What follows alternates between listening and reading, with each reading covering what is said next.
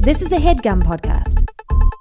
In 1982, the restaurant Spago opened on West Hollywood's Sunset Strip, quickly becoming a mecca for celebrity diners like Barbra Streisand, Dolly Parton, and Sylvester Stallone, and making a celebrity chef out of founder Wolfgang Puck.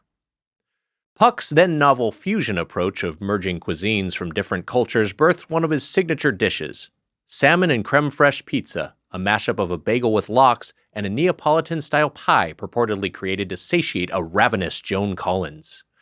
In 1985, dismayed after an unresolved trial outcome, federal prosecutors Rick Rosenfield and Larry Flax abandoned the courtroom in favor of an even tenser biome, the kitchen.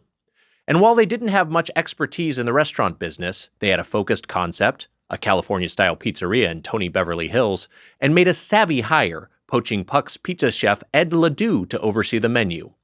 While Spago's salmon pizza appealed to Hollywood elites like Burt Reynolds, Rosenfield and Flax's barbecue chicken pizza appealed to the masses, and in the ensuing 4 decades, the chain has grown to nearly 200 locations in 11 countries, not just as sit-down chain restaurants, but as kiosk versions in stadiums and airports.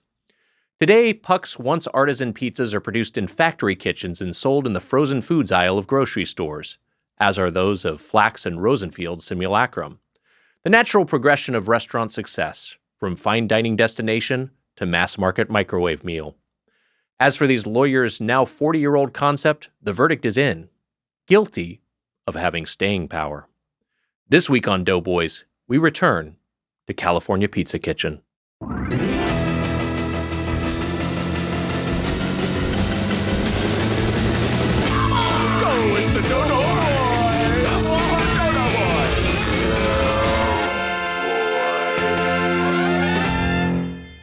Welcome to Doughboys, the podcast about chain restaurants. I'm Nick Weiger, along with my co-host, Tummy Trouble in Little Studio, the Spoon Man, Mike Mitchell. Our tech correspondent, Mike Mitchell. No, yeah, bye. Yeah, the NASDAQ's looking fucking horrible right For our now. audio listeners, while That's Jemmy, right, the NASDAQ. while Jemmy sweetly naps next to him, Mitch has something that he never has in studio, a laptop today, and is also on his cell phone doing a bit at the same time. Headgum stocks, sell as much as you can. Did I seem like a Wall Street guy? Yeah, very much so. Want to see my cool background? It's the Tomorrow War. Oh, that's cool. Yeah. Is that via Amazon? What? Like, was that like an Amazon Prime had like a special background, or is that something? No, fan-made? they just sent it out because they took pictures on set. They Oh, used okay. that Oh, at that's one cool. point. Yeah. Oh, so you're just using an actual cast photo? I'm using cast photo. That's yes. fun. Yeah. And now the laptop's closed, so why do you have it?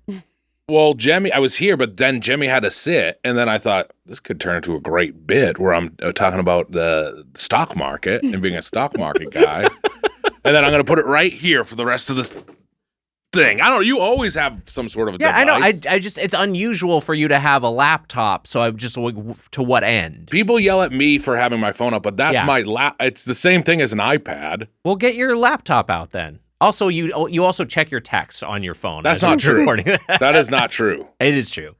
Let's see what's going on here. There's no big text right now between all of us. Hey, Doughboys, Emma, Amelia, and Jemmy. I hope the Headgum studio has a bidet. Giselle, a.k.a. Ahoy Hoy in the dough scored, roasts at birdfuck.com. Wow. Yeah. Sorry, I was looking at my text.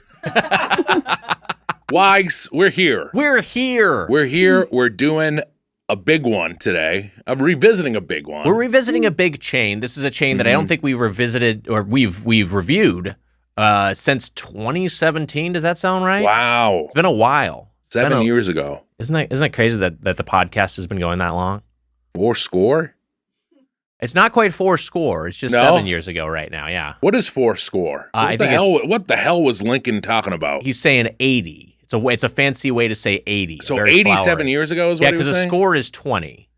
Oh. And then so you say 4 score, 20, I say 87 years ago when the nation was founded. I think that's what he's saying. A score is 20? I think so. Wow. Yeah. You learned that. I think a score is the same as a fortnight, which is, fortnight is 2 weeks. Yeah, I think a score is 20 days. Fortnite is an action shooter, my man. You don't have to tell me. I guess I just suck today. You're doing great. I guess that's what it is. The Wall Street bit was good, Mitch. The Wall Street bit was pretty good. Yeah, you're right. Wait, a fortnight is what? What do you mean? What? I think a fortnight is 2 weeks. And I think a fortnight's 2 weeks. I think a score is just a way of saying 20, not 20 days. Everyone knows this old English. 20, yeah. Everyone knows all this bullshit. They're just fancy, flowery terms. You don't need to know them. But yeah, he decided to say instead of saying 87 years ago, he said 7 years ago. You know, a little too chatty, Lincoln. Get it out. Get it out. People would remember it more. People would remember 87 years ago more. I think it's poetic. I wish I could punch up the Gettysburg Address. Yeah. I wish I could punch it up. He had a room. He had a room there. Yeah, he had a bunch of writers. Yeah. Let me guess. Well, as you know, with most comedy rooms, it's fat party animals and kind of thin. Well, not thin, but like nerdy. Yeah, not thin. What? Let's not go nuts. Nerdy, quiet guys. Yeah, sure. Some would say spectrum-y, I guess. I don't know if we'll have to delete this from the episode, but I think you're fine. Yeah, I mean, it is just the truth. Yeah. So who do you think would be in Lincoln's room? I mean, makes me think Taft was in there as like a big fat guy. Taft was a party animal. Maybe a little bit too young for Taft, I think. When did Taft come? I'm just saying, let's have fun with who was in Lincoln's writing room. Yes. Yeah. Like Taft's dad was in there, and he was like the cut-up. He was keeping the room loose. But he wasn't actually writing much. But he was like there. It was worth the salary on that one guy just because he kept everyone. Roosevelt seems like a big fat party animal, right? Teddy Roosevelt? Yeah. I don't know how much of a party animal he was. Wasn't he he was like a big fat, like... I don't know if he's a big fat guy. He's like a barrel. He was like a big, dude. I'm saying he was like the man. You don't have to be necessarily like a fat guy. You had like a big boisterous guy. I guess, yeah, he probably would be kind of have alpha dog energy. Yeah. Which would be helpful. And then there'd be like, more some dudes who are like me, but they'd be named like Thaddeus. Shut the fuck up, Thaddeus. I think we have to get our points across before we get too humorous here. Shut up, Thaddeus. That's probably what was going on. I, Elminster, have something to say. Anyway, Wags, Emma, let's hit him with the drop. Wags, Emma. By special arrangement with Reader's Digest, we proudly present one of the most extraordinary music treasuries ever made. You get 100 of the world's most beautiful melodies, and here they are. Do do do do do do do do do do do. That's what you get. That's the LG washing machine when it's done. Right. Yeah. Pretty good. Do do do do do do. And it's I think in that clip I was talking about. Well, I'm not going to get into it. I don't have to say what was going on. Yeah, there. fine. If people remember if they've heard the episode. Yeah. I finished masturbating, and that sound played. That's what happened. So that sound went off when I finished. I'm embarrassed to look at our guest while saying this. You're telling that story in the room, and Lincoln's like, "All right, let's get back to business." Everyone's laughing, but he's like, "Oh, we got to focus up here." And Franklin's like, "Tell me more."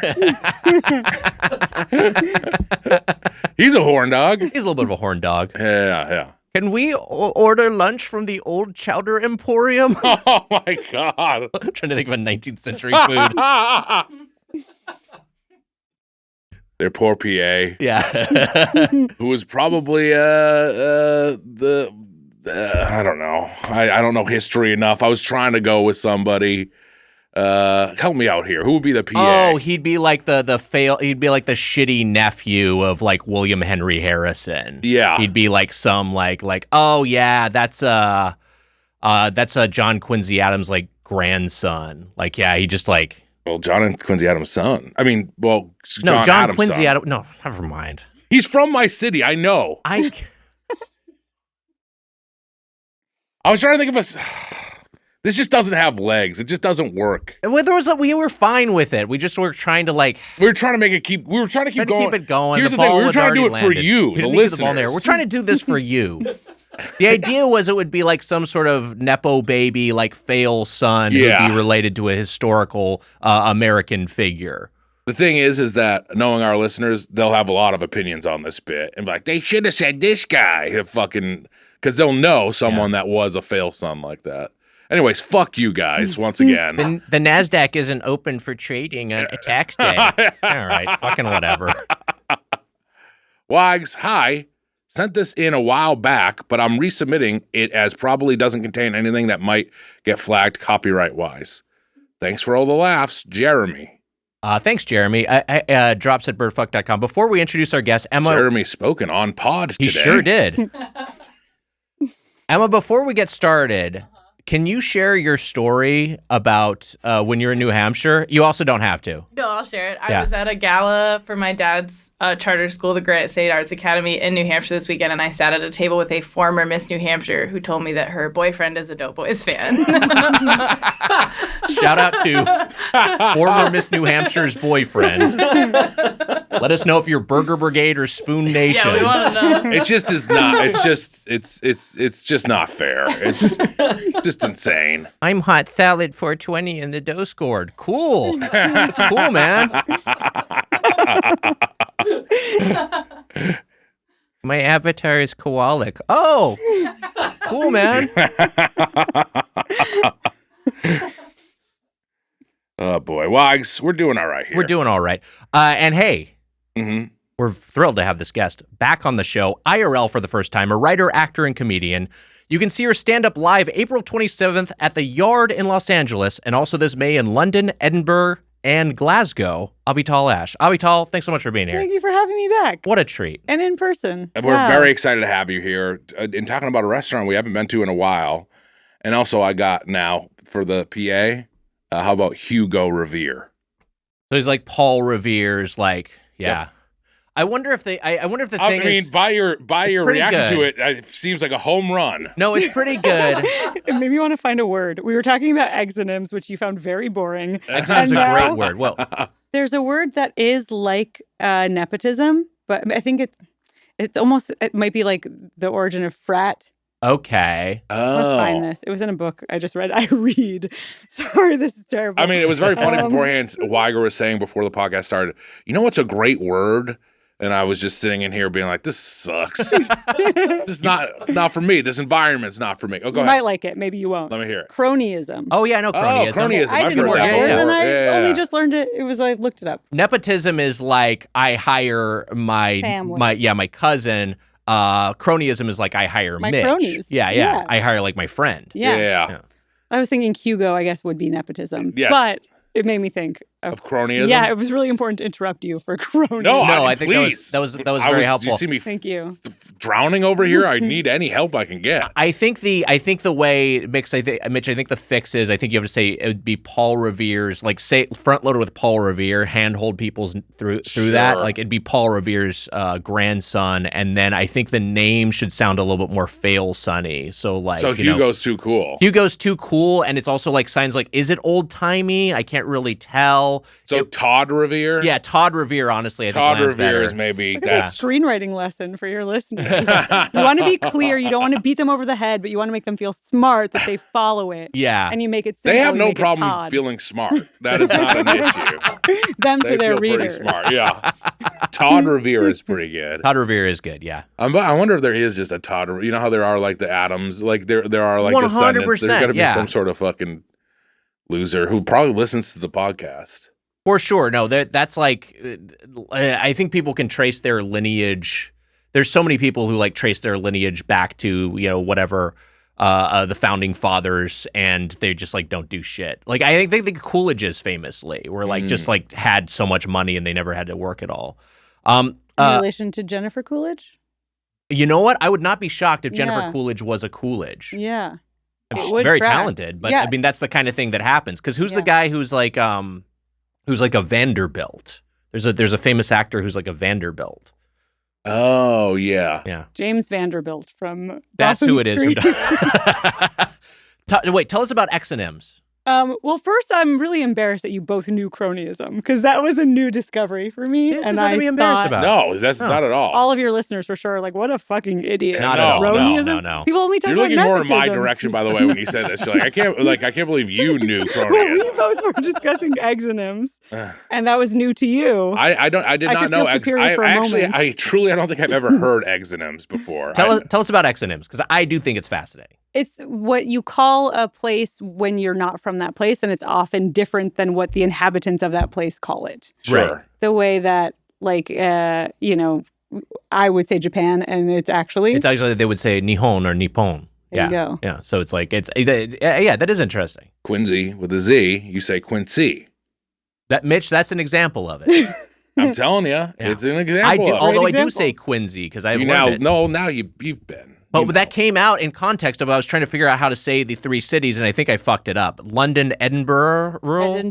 Edinburgh. I did say Edinburgh growing up because I think it was like, it felt like a borough. Like I always said, but then people made fun of me, and I've adjusted. And I have to sometimes say it like in the Scottish accent, Edinburgh. Like I'm making fun of it in order to feel like I can say it. It's spelled like Edinburgh is the thing, Yes. but Edinburgh. I have a Edinburgh. dream of performing at Edinburgh, but You should. We've been asked to. He's not going to do it. Why? I've never crossed an ocean. I look at Edinburgh.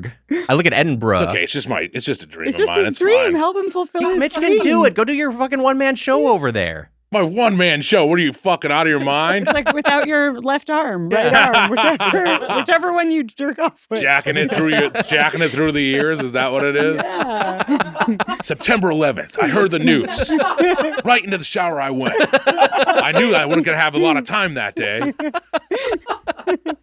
Would people pay to see that? They would absolutely pay to hear you talk for an hour about jacking off, Mitch. Are you kidding me? Our listeners, they would love that. So do you hate Scotland, or like what's your issue? No, I don't know. I don't like travel, and I think I'd be like, I have issues with claustrophobia and feeling trapped, and I think if I was on a plane that crossed an ocean, that would be, I could do it, but I think it would be. Have you done it? No, never crossed an ocean. I've never left North America. You went to Hawaii though.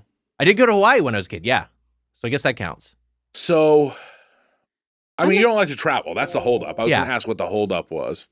I think NASDAQ just got back to me. Mind? When you were doing your bit, it was the worst fake typing I've ever seen.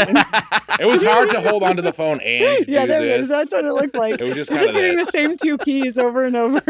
I'm actually a pretty good typer. Yeah, with one hand, I bet. Practice, years of practice. It's not entirely true. Do you not like the prep and the minutia of traveling, or you don't like to be somewhere else? I don't like any of it, but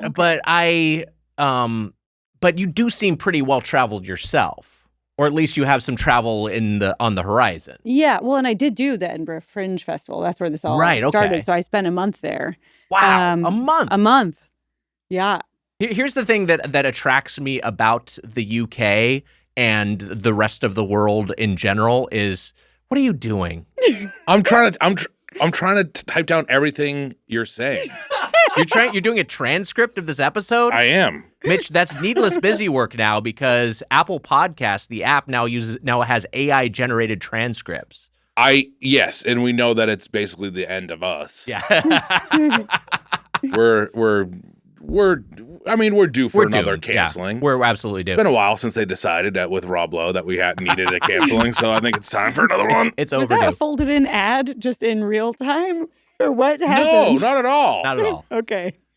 What was it? You know Now- why? It's also, Apple has spatial audio now, so it feels like you're in the room when you're listening to Yeah, some it's of these wild. pods.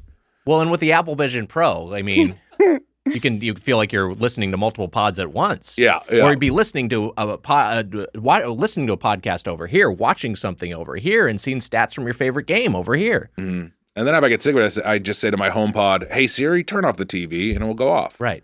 Anyway, It's amazing stuff they're doing over there. Mhm. Someone should be paying you. I don't know who, but You were there for a month. Apple and- will never pay this podcast ever. I mean, also fuck Apple, right? We don't like. Do we? I think they're all bad. They're all Yeah. bad. I'm very I much in guess. the Apple ecosystem, but none of Me these too. companies are None things of you them should are cheer good. on. They're all Yeah. bad. But going back to what I was saying, you were in Edinburgh Yeah, that was pretty good. Edinburgh for a Edinburgh. Yeah, Edinburgh, sir. One of the great. I mean, Michael Bay directed Spot. Aaron Burr, the Got Milk Spot we're talking about. Oh, I haven't. No, seen, are you? I mean, it might be an age thing. We maybe. I remember the Got Milk like magazine ads, but not the commercial. The original Spot, the original Got Milk Spot, which launched this whole campaign, was a Michael Bay directed film where a very good actor. I can't remember the character's name. He's in Twister. He's in Twister. And he's got a bunch of credits. I can't remember his name right now, but he's eating a peanut butter sandwich, and there's a trivia question about who killed Alexander Hamilton in the famous duel. And he's in like a museum, like he like works in the museum where they've got all the Aaron Burr stuff. So he just knows the answer. And they call him up and he's like, Aaron Burr, because he's got peanut butter in his mouth. And he's like, I need some milk. And they try to pour some milk. And then there's no milk left. There's no milk. And it's like, got milk. Yeah. That's a good spot. Yeah. And this was an integrated ad for Got Milk. Yeah, for milk. For the American Dairy Association. I heard those two, they got into an argument over in the writer's room about what was a better punch-up joke. I was trying to call it back to the thing. From an advertising perspective, do you think it's stronger to have the conflict and he fails because he doesn't have the milk, or he wins the day because he has the milk right there?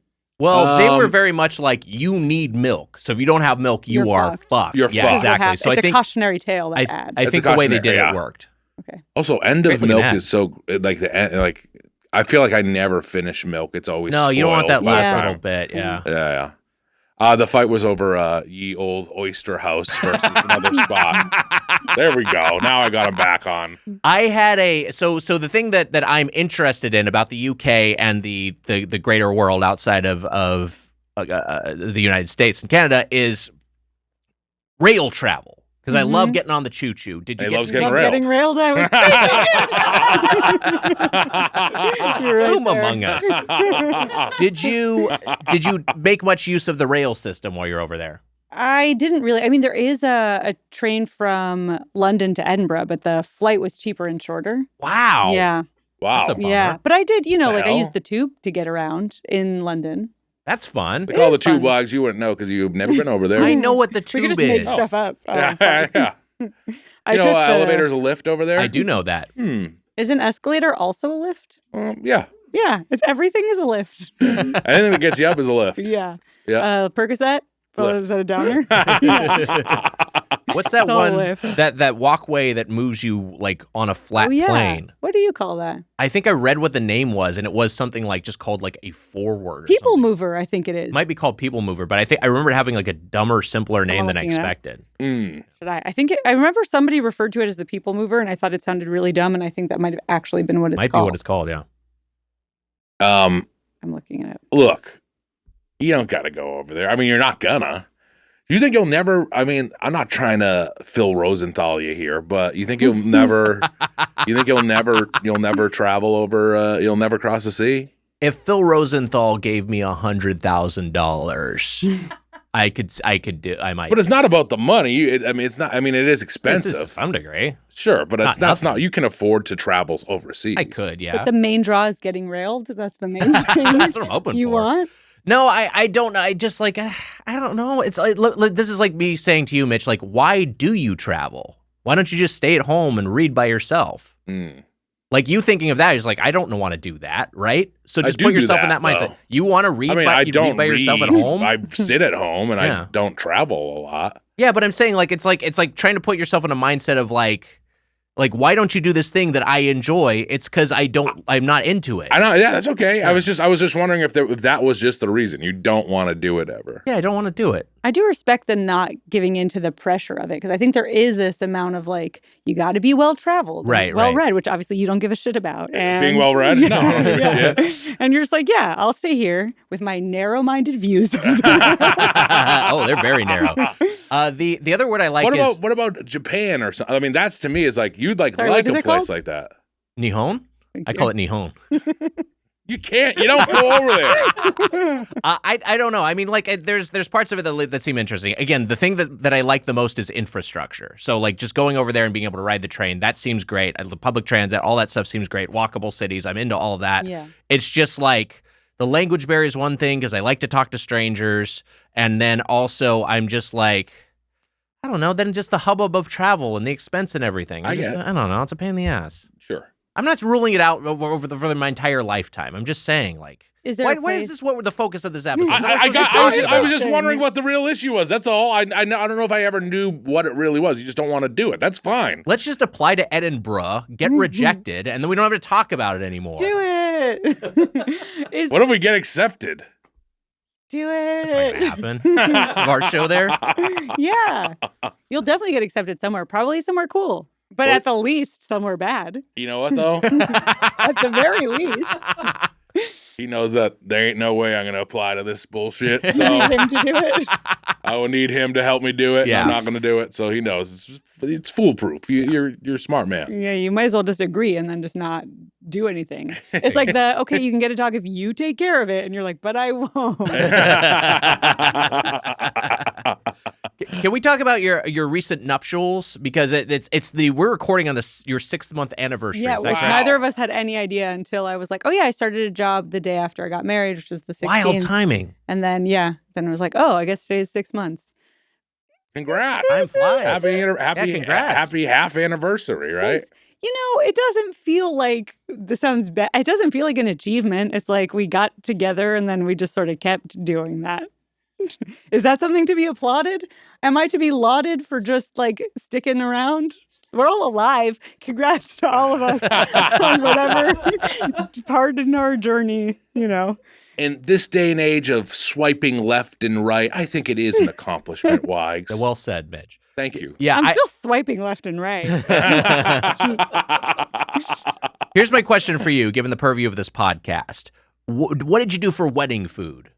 Oh, our food was so good, and what everybody says is true, which is that we didn't have a chance to eat it. We were so busy, but we had put away some of it, and we had pizza, which was really good. Love it was maybe the best pizza I've ever had. Wow! Wait, and was it here? It was in LA. Here, it's like a Brazilian chef. Oh wow! He doesn't have a brick and mortar. Yeah. But other people have said it too. People are like, I can't stop thinking about that pizza. Or there was a pasta dish that I didn't try, and a fish thing that we hardly tried any of it. Wow. And then cakes from Susie Cakes, which are great. Oh, there you go. Oh wow, yeah. Yeah. That's great. Yeah. The food was really good.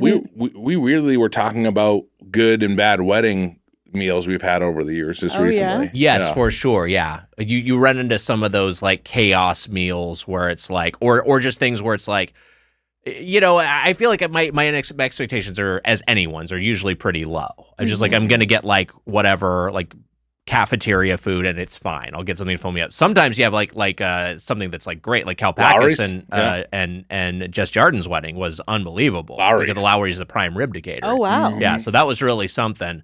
But then other times, and then I've also been to weddings where they've tried the thing like that. They've tried hey, we got pizza, we've got something kind of fun. But then it's oh, we got hot dogs, but wait, these are bad, shitty hot dogs. We are very lucky because we didn't end up trying the food before, partially because of the chaos of I was out of the country for a month and a half, and then but it was so good.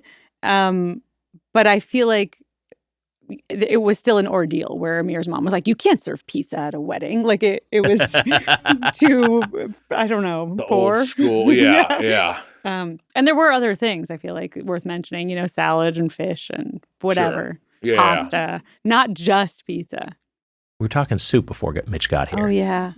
Let's I want to get your soup thoughts, but then I also want to hear about your specific advocacy for a blended soup.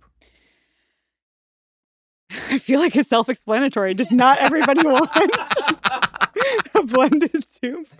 Okay, I do. I don't even know what the hell you just said. I don't even know what the hell you just said.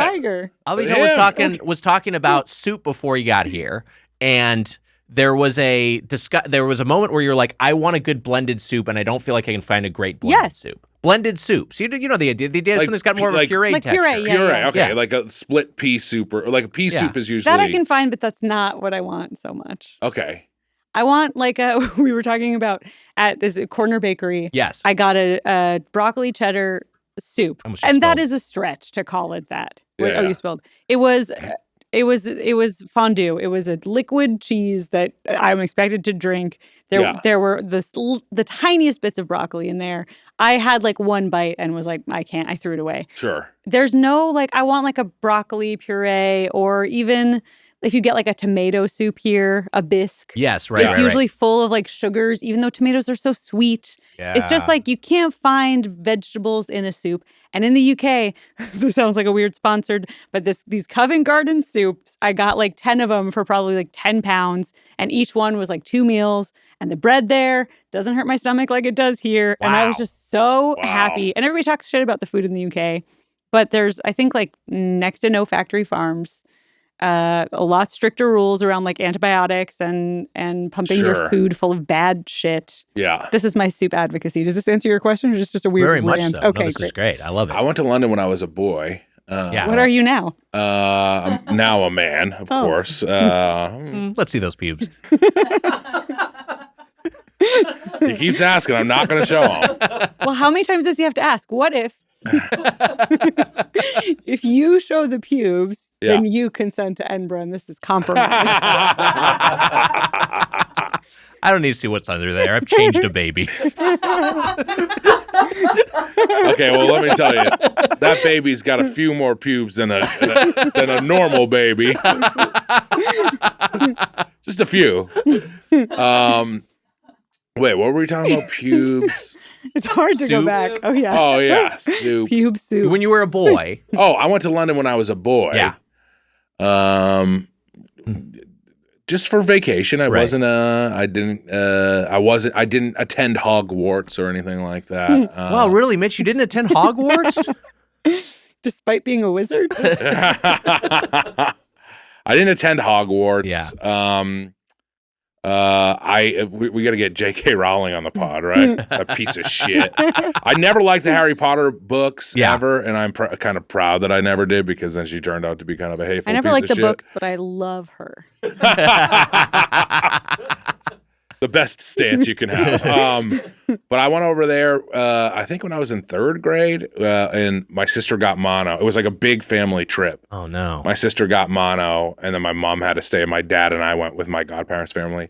But the thing then was like, the food in London is bad. That's what everybody Like, says. That's what everyone says. But I'm like, that can't, there's so many celebrity chefs that come out of London or just England.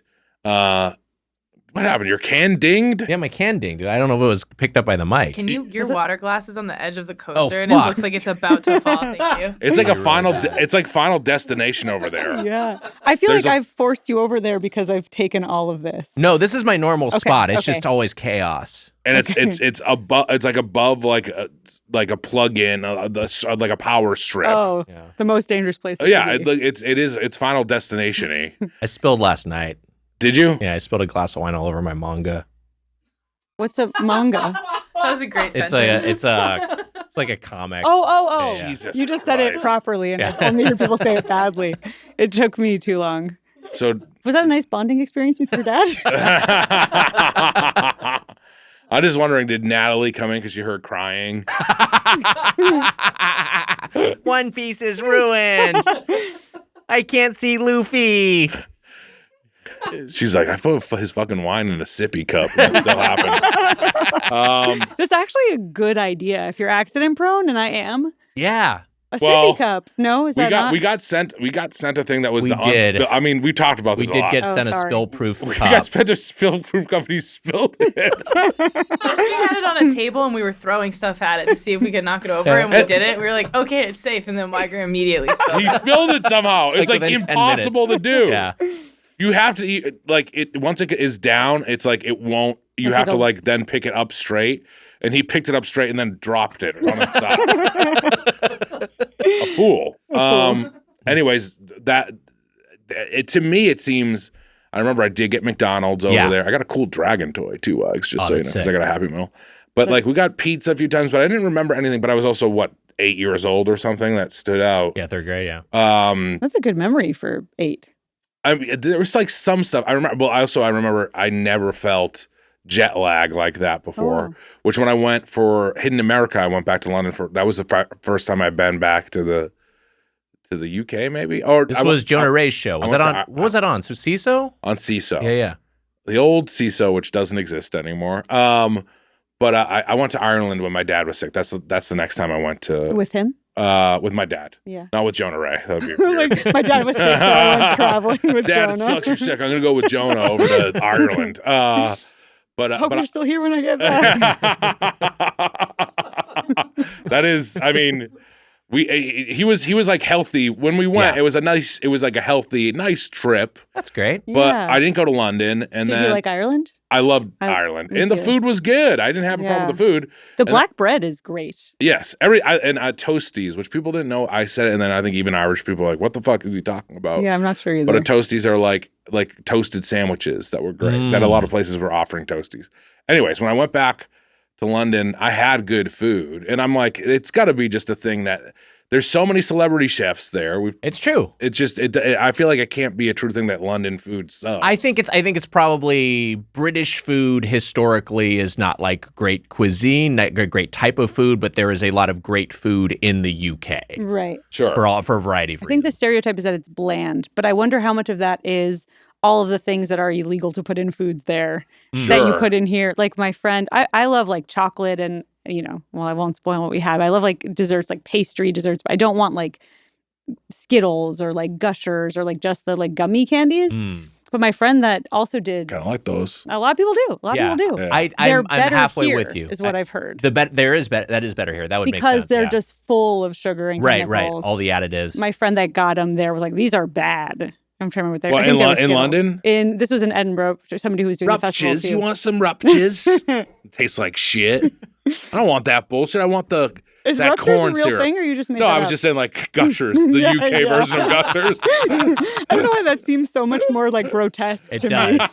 A rupture. You bite into it and it's like an anal rupture in your mouth. Why? Dear God. But you're with me. Yes, I'm halfway with you. I like the Skittles, Starburst, that kind of shit I like. But as far as gummy, I've always said gummy ain't yummy, and that gets me in a lot of trouble on the podcast. But I'm not a gummy guy. It was Starburst. I couldn't remember, but you got it so fast. Wow. It was a Starburst here versus there. Wow. Mm-hmm. And I was like, all right, I'll try one, and it tasted good to me. But I'm not addicted to the like U.S. Starburst. Right. I like a good pink Starburst every so often. Yeah, what's the best color? That also sounds like a gross euphemism. Yeah, it does seem like a Fred Durst line. I did it all for give the me that pink Starburst. I used to love Starburst. One of my favorite. I loved Mambas, and then I moved on to. Yeah. I mean, like Mambas, I feel like were kind of went away. Mambas were great. They still are made to this day, but then I think Starburst is like took over in a lot of convenience stores. But I'm a pink Starburst guy, Wags. Yeah, I was trying to think of what my color was. I like in this order: yellow, orange, I like red. Orange. Except as I get older, red. I maybe move down. Red's a little artificially for me. A little tart. Yeah. How much do you like the pink? Do you ever do 2 of the pink? And I love one the of pink. the stain? I'll do 2 of the pink Starburst and then 1 brown Starburst afterwards. Just shit out a cube. 2 pinks make 1 stain. Oh, that's funnier. To shit out a little cube. I was saying there was like a weird brown right, Starburst. No, I get it. This is what the room is for. Exactly. But I think the food there is good. Hot take, which I feel like makes my review of like everything I say is untrustworthy now. Kind of like we talked about Letterboxd last time, where you were like, "Yours are like mine," which is bad.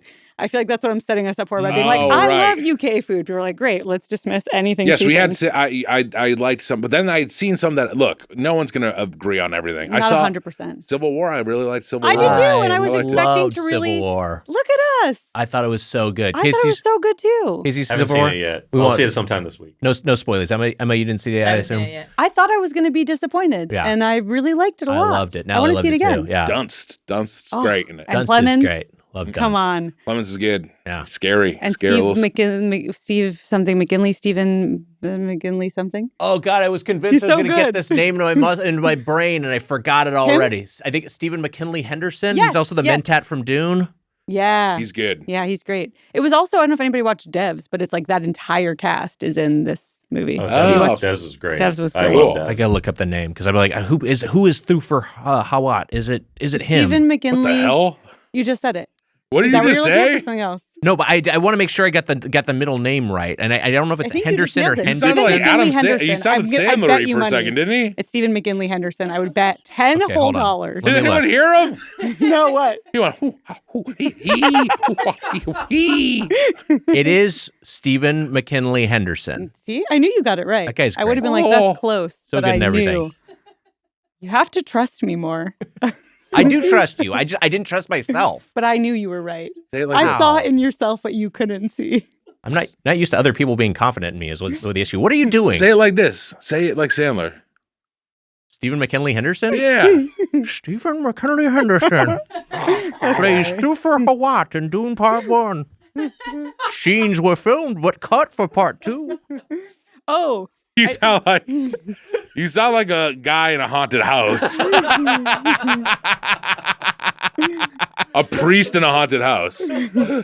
I didn't look this up, and so I'm just repeating somebody else's impression of it, but I feel like you might enjoy it. Which Yeah. Somebody was saying that the whole cast was being interviewed about Civil War, and then he came up, and everybody was like, oh my God, he's the best. And they were all talking about how wonderful he is. And then Alex Garland's like, they cut his scenes in Dune too, those motherfuckers. And like, that's where the interview ended. That's really funny. Yeah. That's really good. Man, it's I do want to see those scenes. Yeah. I don't know. Casey, have you gotten far much into the book yet? I'll pass on the scene extra Dune 2 footage. You don't need dare it? You got enough Dune 2 and Dune 2? Cracked Messiah. He's got a whole art. Oh, Messiah, you're already there. Oh no, I haven't read. I was gonna just go straight into Messiah. Oh, got it. I know the Dune story now so well. In the back half, I want to see what happens next. In the back half of Dune, the book, and it's been years since I've read it, but it is like he has his character Thufir Hawat, however you pronounce it, is the Mentat ends up like working with the Harkonnens. So like there's a whole thing going on there, but it's like kind of like, you know, intrigue, double agent sort of stuff. Oh, interesting. Yeah. Because the other Mentat gets killed when the Duke Leto Atreides has the poison tooth. Oh, Yeah, right. yeah. Yes. Yeah. I'm so glad I watched both of them like 2 weeks ago, or I would not know anything. I immediately don't feel bad about anything I've said that's been a dud on the podcast after the last 30 seconds. Not only today, ever, maybe. Yeah, if I hadn't seen it, I would have gone like, that's probably interesting. But I know better. We've both seen it, and it was something. You said something there. Oh, man. Hey, buddy, it's Weiger and the Spoon Man. Hey, you can eat stress-free this spring with Factor's delicious, ready-to-eat meals. Every fresh, never-frozen meal is chef-crafted, dietitian-approved, and ready to eat in just 2 minutes. Wags, you can choose from a weekly menu of 35 options, including popular options like Calorie Smart, Keto, Protein Plus, or Vegan and Veggie. Discover more than 60 add-ons every week, like breakfast, on-the-go lunch, snacks, and beverages to help you stay fueled and feel good all day long. What are you waiting for? Get started today and fuel up for your springtime goals. Get chef-prepared meals on the table in 2 minutes with Factor's ready-to-eat meals so you can get back to doing what you love this spring. Let me go ahead and grab my detective looking glass. I am on the search for gourmet meals. Oh, there they are. Yes, Factor Wags. has meals that feature premium ingredients like filet mignon, shrimp, truffle butter, broccolini, and asparagus. That's right, Wags. No fuss, no mess meals. Factor meals eliminate the hassle of prepping, cooking, or cleaning up. Simply heat and savor the good stuff. Tailored to your schedule. Customize your weekly meals with the flexibility to get as much or as little as you need. Pause or reschedule deliveries to suit your lifestyle. Factor is your solution for fast premium meals without the need for cooking. We're celebrating Earth Day all month long. Look out for the Earth Month Eats badge on the menu for our lowest carbon footprint meals. Wow. Head to factormeals.com/doughboys50 and use code doughboys50 to get 50% off your first box plus 20% off your next box. That's code doughboys50 at factormeals.com/doughboys50 to get 50% off your first box plus 20% off your next box while your subscription is active. The Doughboys love moms. And hey, if you're looking for the perfect gift to celebrate the moms in your life, Aura frames are beautiful Wi-Fi connected digital picture frames that allow you to share and display unlimited photos. It's super easy to upload and share photos via the Aura app. And if you're giving an Aura as a gift, you can even personalize the frame with preloaded photos and memories. Why? Because you know how I know? I gave one to Mommy. Wow, Mitch. For Mother's Day? Not for Mother's Day, just because I'm a good son. Well, for Mother's Day, I may be thinking of getting my mom a little special something they can enjoy every day of the year. From grandmothers to new mothers, aunts, and even the friends in your life who may also be moms. Every mom loves an Aura frame. Named the best digital photo frame by Wirecutter and selected as one of Oprah's favorite things. Aura frames are guaranteed to bring joy to moms of all ages. It takes about 2 minutes to set up a frame using the Aura app. Add unlimited photos and videos and invite as many people as you want to a frame. There are absolutely no hidden fees or subscriptions. Why? Because you know what? I got me and my mom on my Aura frame, and also I got Wally and Irma. Wow. Mitch, Weiger, Aura, all have something in common. What's that? We bring joy to moms. Right now, Aura has a great deal for Mother's Day. Listeners can save on the perfect gift by visiting auraframes.com to get $30 off plus free shipping on their best-selling frame. That's AURA frames.com. Use code Doughboys at checkout to save. Terms and conditions apply. Do it. Wags, so we were talking about writers' rooms earlier. That's right. We were talking about, the writers' room in 1860 or whatever, When was the Gettysburg Address? 18 something? That would, yeah, mid-1860s. But this place that we went to today was a very early, when I worked at The Simpsons. I didn't know you worked on The Simpsons. Did you not? Maybe I feel like maybe last time I was on, I said the same thing and just short memory. But people make fun because I brought it up so many times on the pod. But I worked there from the writer's strike. The 2007 writer's strike is right around then is when I started. Oh wow! And then the Simpsons movie came out right around then too. Yeah. And then for like you were Homer stand-in. Yes, it was a live action, and then they animated it. Why are you so mean to him? I'm sorry. Yeah, what the fuck? Sorry. Thanks. I feel and bad. Now, do you appreciate his apology? Yes, sure.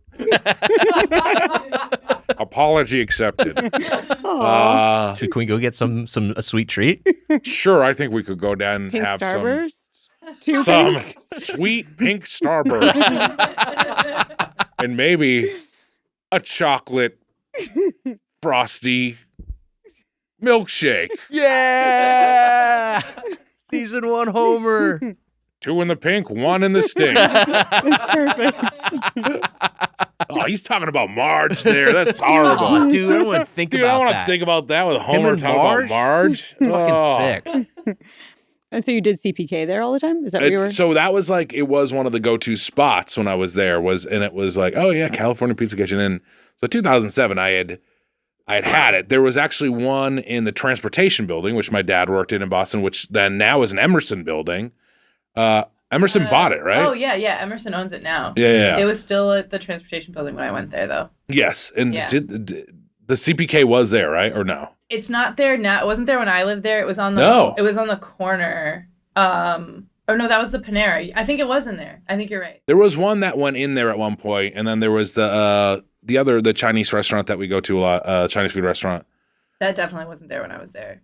You know what I'm talking about. The one in we reviewed a chain? A chain. PF Chang's? PF Chang's. Oh yeah, that is still there. I got food poisoning there. Oh man. So I deleted it from my memory. PF Chang's and CPK like moved. More like BM Chang's. Yeah, literally. Those moved into the transportation building when my dad was working there and probably like whatever, the late 90s, early 2000s. Yeah. And I remember having California Pizza Kitchen and I was so excited. I loved pizzas, my favorite food. And having California Pizza Kitchen and maybe actually honestly my first experience with it was the frozen food because they pretty quickly had it. I mean, they've been around forever is also the other thing. I think that's more your East Coast experience because I'm from out here. And I remember when California Pizza Kitchen was like a cool like restaurant you would go to. I'll get the facts out real quick, but it was founded in 1985 in Beverly Hills by 2 retired federal prosecutors, Rick Rosenfeld and Larry Flax. Hell yeah. Locking up the bad guys. Yeah, they got OJ, right? Yeah. The restaurant invented barbecue chicken pizza, and they now have just under 200 restaurants in 11 countries, plus frozen pizzas and salad dressings. Did I say that right? Scourge? Yeah. Scourge? I like barbecue chicken pizza. How do you feel? I also never really want it, so I don't know if I like it. I think I've tried a bite. I think same thing, just too sweet. Yeah. It feels like muddied the same way I don't love mint chocolate chip. I'm like, I'll use toothpaste and I'll have chocolate, but I don't want them together. Mint chocolate chip I like as an ice cream cone, but on an ice cream cone, but I not in a cup. I'll do it in a cup sometimes. Okay. I don't. It's not my go-to anymore. I just want more hardline chocolate. I went right to the source. Yeah. I'm a vanilla guy. Yeah, we know. Vanilla's a flavor. And you're talking about ice cream. Yeah. We all went to the same. Yeah. We know you're boring. It's an exotic bean. I know it's an exotic bean.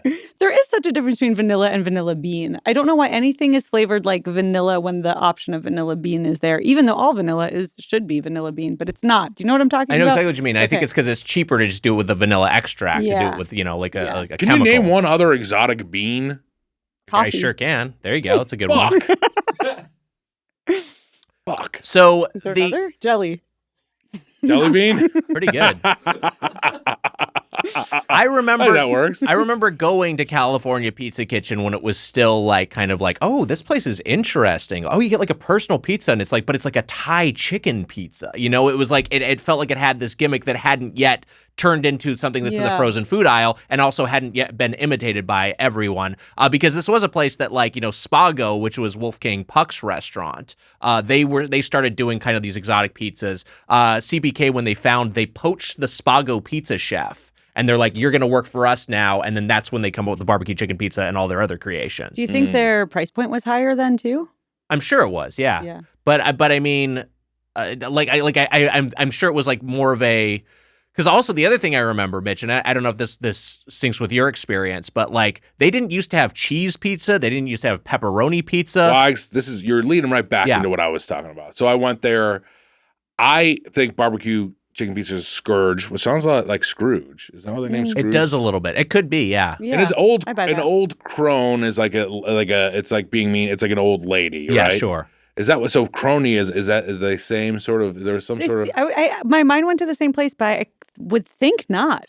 Yeah, I guess it seems like crone and crony are different, but they are so similar sounding. How about you, Dr. Dictionary? Any I don't know. Ideas? It could have similar origins. It could have the same root word, but I don't know. Have you thought about expanding your duo into including an etymology expert who is here at all times? I mean, that's so funny. If he was on this chair with me, Jemmy's on his lap.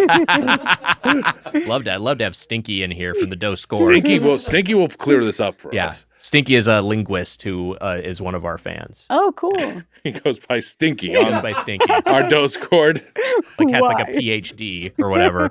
Yeah, calls himself Stinky. Looking forward to Stinky's thoughts on the matter. We all want to hear more from Stinky. I went in there.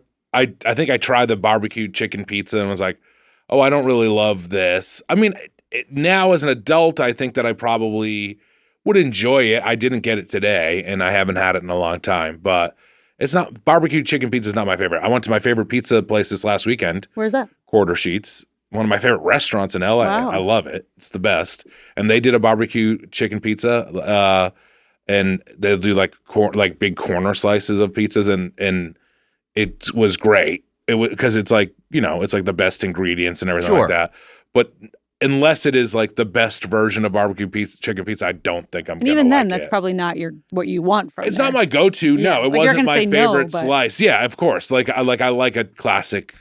Cheese slice, which you couldn't really get. They didn't used to have those. They did, and they ultimately, as they grew, and they were like, so many people are like ordering off menu. Let's just fucking cave and do it. They did. I remember they did like a buffalo chicken pizza at one point. I think I remember CPK having decent frozen pizzas, and maybe frozen other their. Yeah, I never really fuck with their frozen pizzas, but I've heard they're okay. Their frozen stuff I feel like was okay, but that was I think that was maybe my introduction to it.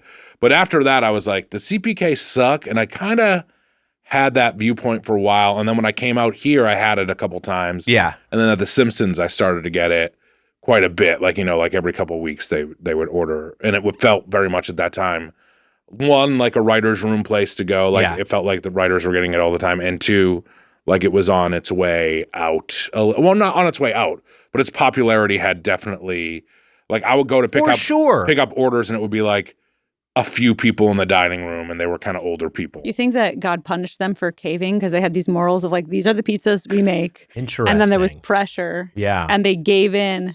And then it was like, this is what you get. The pizza gods, maybe. It's possible. Yeah. It's a possibility. The Italian pizza gods, maybe, This is a lesson for everyone. Yeah. Don't cave. It was it was like always expensive when I would go, and I don't know if it still is. I think it still is kind of expensive. As all these sit-down chains are like, that's the whole thing. You end up spending, I didn't see what the receipt was today, but you could very easily spend $30 on a lunch. $30, and that's like a lot for when you could go get fast food instead. Well, I think go to like a local place that's going to be a higher quality fare. This is my thought, is that like, one, it's going to a chain restaurant that you sit down at, and it's like people don't do it as much anymore. CPK is a hard one to even like find. There's one I think at like the Hollywood and Highland Mall area, and then or it's maybe even gone.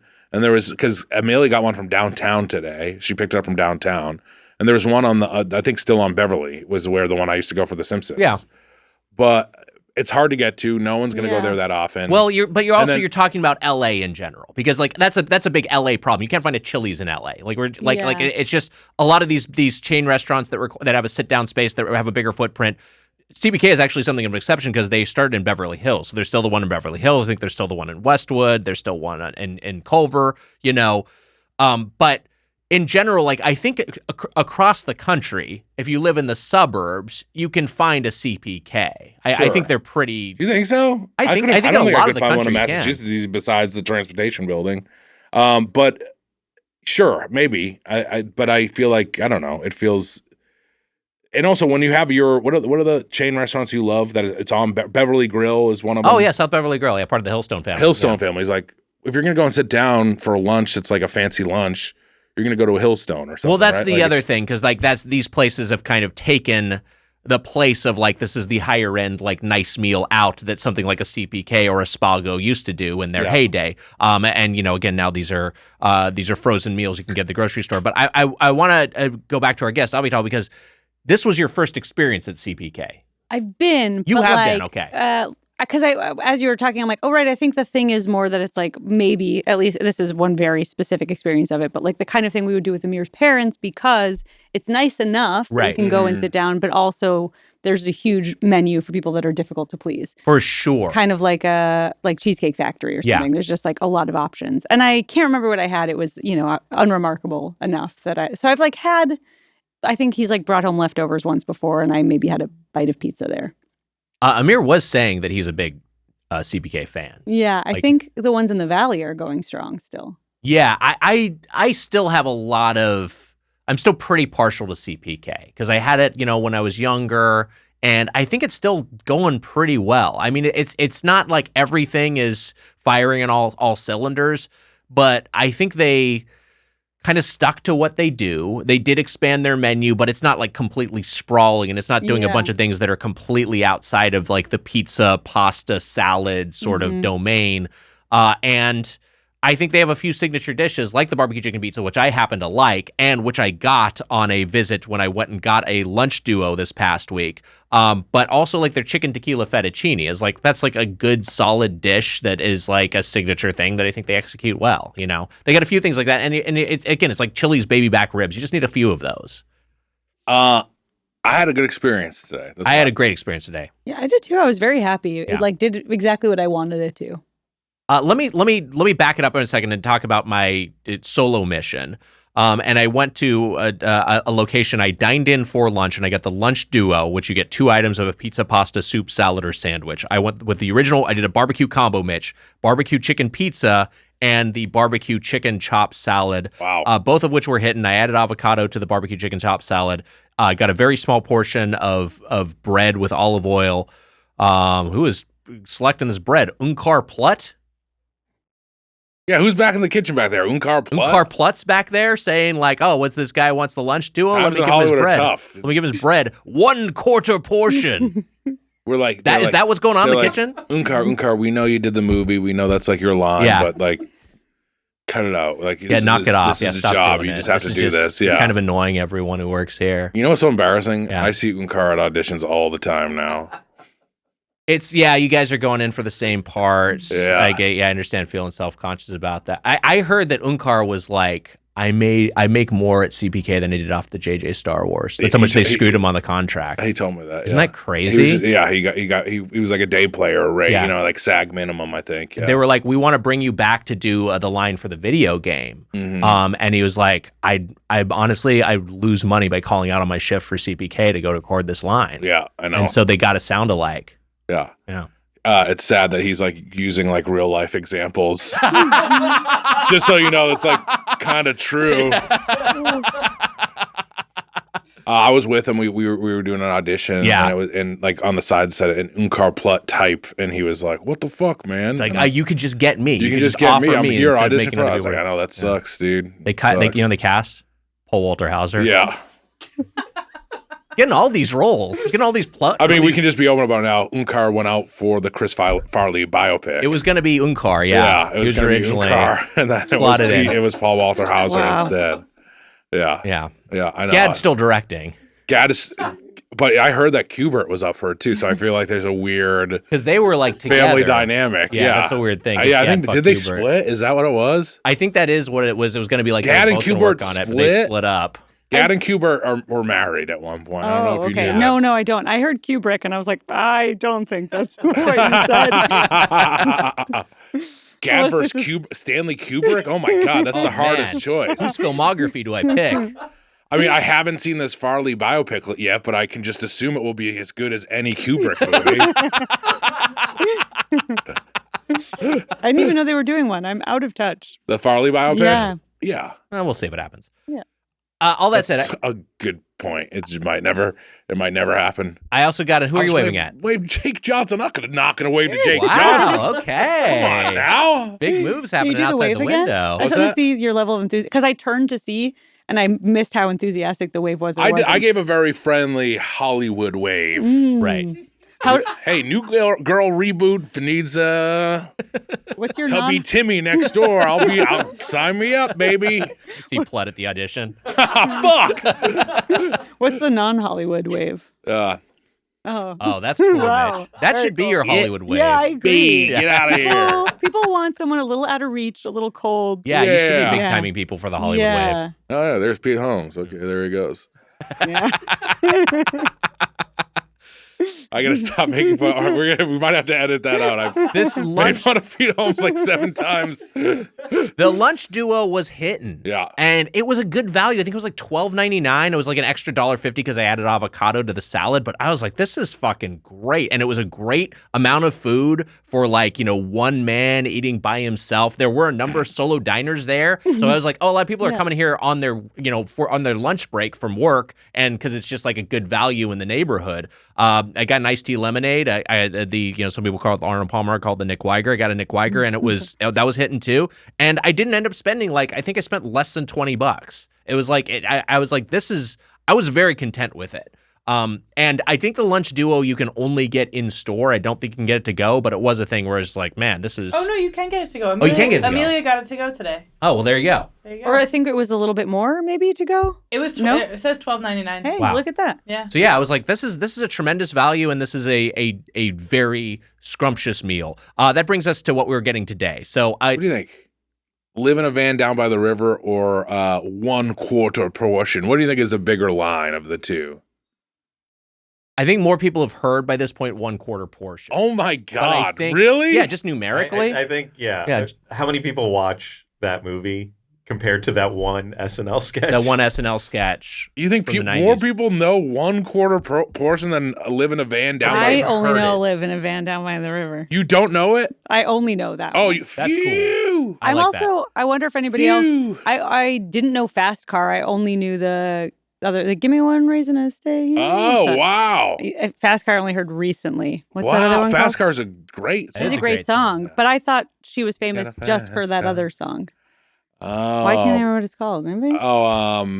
Give me one reason, right? Oh, okay. Yeah, I think it is probably what the title is. Yeah. Tracy Chapman. Tracy Chapman. I did a spoof my song, You Got a Fast Sleigh. I did for Santa Claus. That's good. It was good. I'm a fan. My dating profile at one point had that song as the background. Fast Car? Yeah. Yeah. There's Not a lot of covers. Swipe rights on that one. But well, still. it's kind of a downer. Yeah, I know, but and shows that I can be moody. But the song's about picking being with the wrong person and just like the way life goes. Oh, right. The best signal. Yeah. Anyway. Subconsciously pushing them away, but maybe that's what you wanted all along. Maybe that is what I wanted all You're along. moody and you just want to be by yourself. Today we got a bunch of stuff. I will run through what I had on my order, and then everyone else can fill in the blanks. But dynamite shrimp, which is a sweetened, spicy sriracha sauce, a bit of a heat seeker, Well, top of silver scallions and toasted sesame seeds. All right, well, I have it on my list of items. Why? I ordered it. You can't steal my item. Fine. Mitch can say what he got. Got the dynamite shrimp. Whoa, you got that? I thought Weiger got it. No, it was me. I was going to order it. And then he actually 86'd his Southwest egg rolls. Yeah, they had the avocado egg rolls. I did not realize had bacon in them. And I'm not eating pork. So and speaking of which, they said, I'll just get it on Mitch's dynamite shrimp, which was open for everyone anyway. Those were good. They were. It was a great order. The California Cob. Good job. Is that what you're looking for? Yeah, good job, You did such a good job ordering that. Well, you also got those buffalo chicken bites. Those were good. That's true. They were. So here's the thing is that I was looking at the CPK calories and it's scary to look at them. They're for sure. They're so high. Oh. And I know that we were eating a lot of different. Is Jemmy being cute? We're just looking at Jemmy. She's being cute. I was so afraid that she was pissing. I thought you were whispering that she was pissing. No, and I felt down here. She would never. Did she pee? I can't tell. I've literally never done that. There's a possibility I may be pissed. But I told you to wear a diaper. There was. I'm not going to wear a diaper on the show.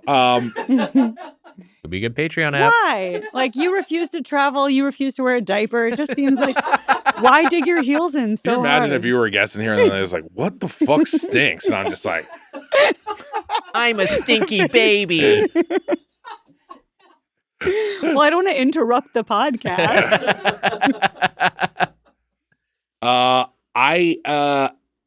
I wish that we had gotten those. When you 86 them, I was sad, but there was already too much stuff. But the buffalo, they came in cauliflower bites.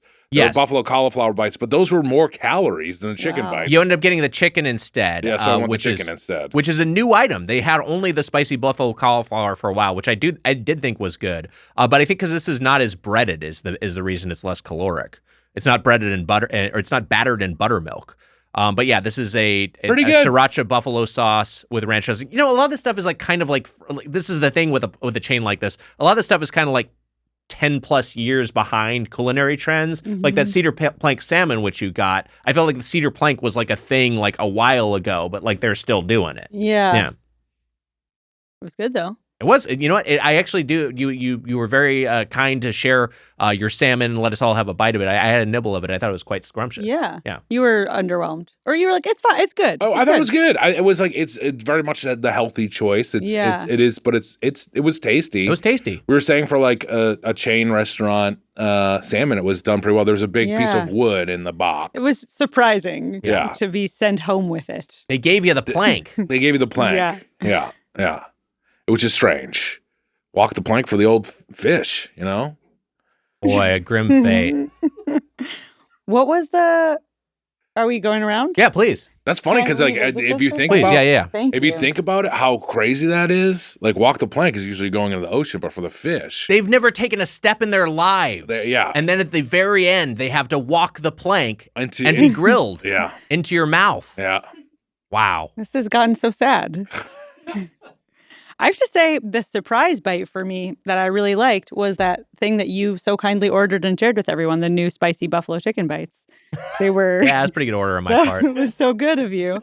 And I think that might have been my favorite bite. They were yummy. I actually prefer the dynamite shrimp, but I like them both. I thought they were both dynamite like shrimp was apps. Jimmy Walker worthy. dynamite. That's what I'm saying. That's what Wags. you were referencing. Jimmy Walker. Remember they tell you in the Hanukkah song. Is that where he tells you? Yeah, that's what I was going to say. You're too young for that. I'm also too young for that. That's a reference to a sitcom from the 1970s. But that's not true because it is weird that we saw all reruns of shitty shows like that. But were you watching Good Times? That was the show, right? Good Times? I watched everything on like Nick at Night and bullshit like that. I feel like I never really saw Good Times. I can't wait to see who they cast as Sandler in the Chris Farley biopic. Paul Walker Hauser is going to get. It's going to be like a clump. It's going to be a clump situation. They're going to reverse clump him. I was thinking maybe you earlier with your Stephen McKinley Henderson. It's perfect. I keep picturing. I don't know what Good Times is, but I keep picturing the movie Good Time. Oh, the Safdie Brothers movie, but as like a Nick at Night show. Very different tone. Yes. Yeah, really different. I have tone. to assume. Jimmy Walker said in the Hanukkah song, he references Jimmy Walker saying dynamite, right? Yeah. Is that what it is? I think so. Okay. I think. Gad will explain it all. You think they're gonna go for this? All right. They'll have him like in the room trying to figure out what happens next. Someone's like, "Come on, man! When you figure out this song, it's gonna be dynamite." Dynamite. So this is in the Chris Farley biopic. Yeah, they'll have Sandler writing the Hanukkah song. They have to. There was something like that. I can't. It's bad when you try to have a sentence and you lose all the nouns. But there's like a movie I'm thinking of that was like about one thing. Anyway, I had this the Dakota smashed pea and barley. Fine.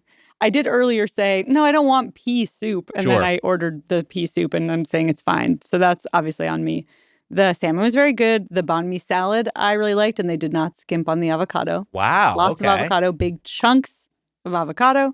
And then I really liked the key lime pie. That key lime pie was great. And that was so good. That was you were very kind to share that as well. And so nice. I thought that was nice. Yeah. I'm very sweet. It was very sweet, and so was the pie. Yes. I really enjoyed it. I feel like I should be an expert because I'm from Miami and like Key West is so close. But I don't actually, I have no idea. I'm like, sure, yeah, I can't tell like a key lime. I went to Key West for Scoop's bachelor party. Wow. And it was a blast, and I did have some good key lime pie. Can you tell the difference between like the key lime pie here and there? I thought today's was fantastic. It was so good. It was very sweet, but it was also tart. I thought it was tart. It was well done. I thought it was. They've always had a good key lime pie there because I feel like that's been a staple at that restaurant for a while. Thanksgiving song. Is that where the dynamite thing is in? Yes. Oh, I mean, no one cares in this room or listening. You can have this back. Thank you. But that's where it comes from. Wow. Emma, I got the Cobb salad, which you did as well. And you were saying that when you used to work night shifts in Boston, you would get CPK Cobb salad. How did you feel having it today? Was it like biting into a memory? It was like biting into memory. It was exactly as I remembered it. It's like it feels like a salad, but it's also got that like creamy blue cheese dressing. Yes. Which is like, feels like a creamy indulgence at the same time. So I had a great time. I got the same salad and I just got no bacon, but I do think it's a very solid salad. The issue was, this is a thing, and I think we maybe disagree here. A salad Ty Cobb would be proud of because it's a home run. Ty Cobb would be proud of the Cobb salad because it was a home run. I'm just saying. He would not be a fan of America today. No. Because he was famously a bigot, but yeah. He would be a fan of the salad. Yeah. Well, you didn't have to get into that stuff. I thought that was what people knew. I thought that was like the top line thing of Ty Cobb. He's just a piece of shit. He was an all-time baseball player, but he was like a complete also not a fan of his baseball, but big fan of him and his politics. I looked up Jimmy Walker. It looks like he's got some bad opinions too. Look, everybody does. Everyone's got bad opinions. I got them. Let's get Low back on the show. Can we get Low back on? Let us have a do-over. You can't be mad at us for the people we get on the damn show. So I think this is where you and I and Mitch maybe disagree. It is the shredded lettuce in the Cobb salad. Now, usually when we disagree, you're right. So that may just be the case here. But it's like I just feel like it feels a little. I don't know, Mitch. You weren't loving the texture of that shredded lettuce in your barbecue chicken salad. I'll tell you who would be proud of that lettuce: the Ninja Turtles' arch nemesis, Shredder. Yeah. An unrepentant bigot But No, Shredder. yeah, Shredder, unfortunately, some really bad politics. I hate these greenies. I can't believe you said that word on the pod. Even if you're Greenies, I'm if you're quoting him, Mitch, that's inappropriate. I am quoting him. Yeah. I have no problem with greenies. I hate these G words. We're gonna have to leave if you say it one more time. I won't say it. And I don't stand with Shredder on that, sir. If you met my Quincy crew, we have quite a few greenies in the crew. Right. So Stop it! Didn't Chankton vote for Shredder? Chankton wrote in Shredder. Chankton did, but that was more of like a political stance. Right, yeah. It's like when I voted George W. Bush. You did you were talking about the lettuce and the barbecue chicken salad. Yeah, you know who will be proud of it. Not Krang. Not Leatherhead. Baxter Stockman? Not Stockman. Oh, wow. I don't know who it could possibly be. Mm-hmm. Can you name any more Ninja Turtles villains? Probably could if I searched my brain. Not Taka. What is it? And Rose. Toka and Razor. Not Toka and Razor. Not Bebop and Rocksteady. Not Bebop and Rocksteady. Yeah. Whew. Only one guy. There's one bad turtle, right? Isn't there one evil Ninja Turtle? Fuck, what's his name? There's also a robot one, isn't there? There's a robot one, yeah. Is it Spike? Turtle? Is he the bad guy? Might be Spike. That sounds right. I think there's also a bad Spike, and maybe in the Gremlins one is Spike. Oh, that's who. And then in Buffy, Spike. That's Spike, yeah, but he's like kind of like a good bad guy. Yeah, exactly. He turns good. Yeah. Is he an angel? What the fuck are you talking about? Angel? Not is he an angel? Yeah, I think so. He is an angel. What is it in Buffy? What? There's a Spike in Buffy. Yeah, James Marsden. Like a hunky bad boy. Oh, sorry, my brain's been really bad, so that pull felt really good. I can tell you what the evil turtle's name was. Okay, great. You know what? You're gonna say Mitch. You were on the right track. His name is Slash. Oh, pretty good. Yeah. Close to Spike. Yeah, but that's not him either. Shredder would be the guy who would love the salad. It just seems so unrealistic that a turtle would be evil. Yeah, notoriously nice turtles. Yeah, Slow. Weiger's turtle ran away from his house. That's true. He ran away. We had 2 turtles. A turtle ran away. Well, here's the thing. What did you do to that turtle? I didn't do anything to the turtle. I love the turtle. Right. The turtle ran away. And the turtle Mitch. This is crazy. That was named Shredder. This is absolutely true. Wow. Because we thought. I think my older brother. You like Nate, Shredder's politics. I think my older brother that's Nate why he ran did away. it. Yeah. Obviously. I mean, Nate's an alpha, and it's that's funny. It's funny to name a turtle Shredder. So I think it was but he was fast and he ran the fuck away. And then Chip was there solo. Anyway, but I was gonna say I think turtles kind of maybe are amoral like all of nature. Yeah, I think I have an idea. True. I think Shredder saw what you did that apple that one time. Wait, did you see him run away, or he just was gone? He was just gone. Okay. I mean, I guess a bird could have taken him. Yeah. I don't had like turtle soup the next night. You're like, that's odd. What? Nothing. What? I hear where you're going with that. What I said? Oh, I didn't. He fucked an apple once. I did. That was when I was much older. The turtle ran away when I was prepubescent. That doesn't even seem pleasant. Like the apple pie thing makes sense, but a cold hard apple? I read it in a book. Kind of a prequel to American Pie. Wow. Wait, is this real? Yeah, I read it in a book. I read it in a Henry Miller book. Henry Miller's Tropic of Cancer, I think he talks about it. And I was like, oh, I'll try this thing out. And it was underwhelming. It didn't really work. But I got the thing, I can't remember if I told this story before. I've told this part of it before. The thing that was fun is it did explode at a certain point, which made me feel very powerful. You know what? Did you guys hear, like, in high school, this was a thing? Maybe it's a real thing. Yeah. People talk about it as adults, too. But, like, that if a man drinks pineapple juice, then, like, his cum tastes good. Yeah. But I bet if you fuck an apple, then your dick tastes good. Probably pretty good. Why, when you were doing it, did a worm poke his head out and said, occupy?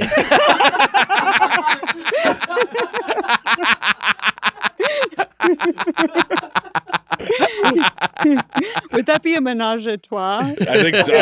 The worm is maybe into it. The worm got all hard and bigger. I bet the French word for worm sounds like menage. Like there's probably a pun there to be had that I can't find.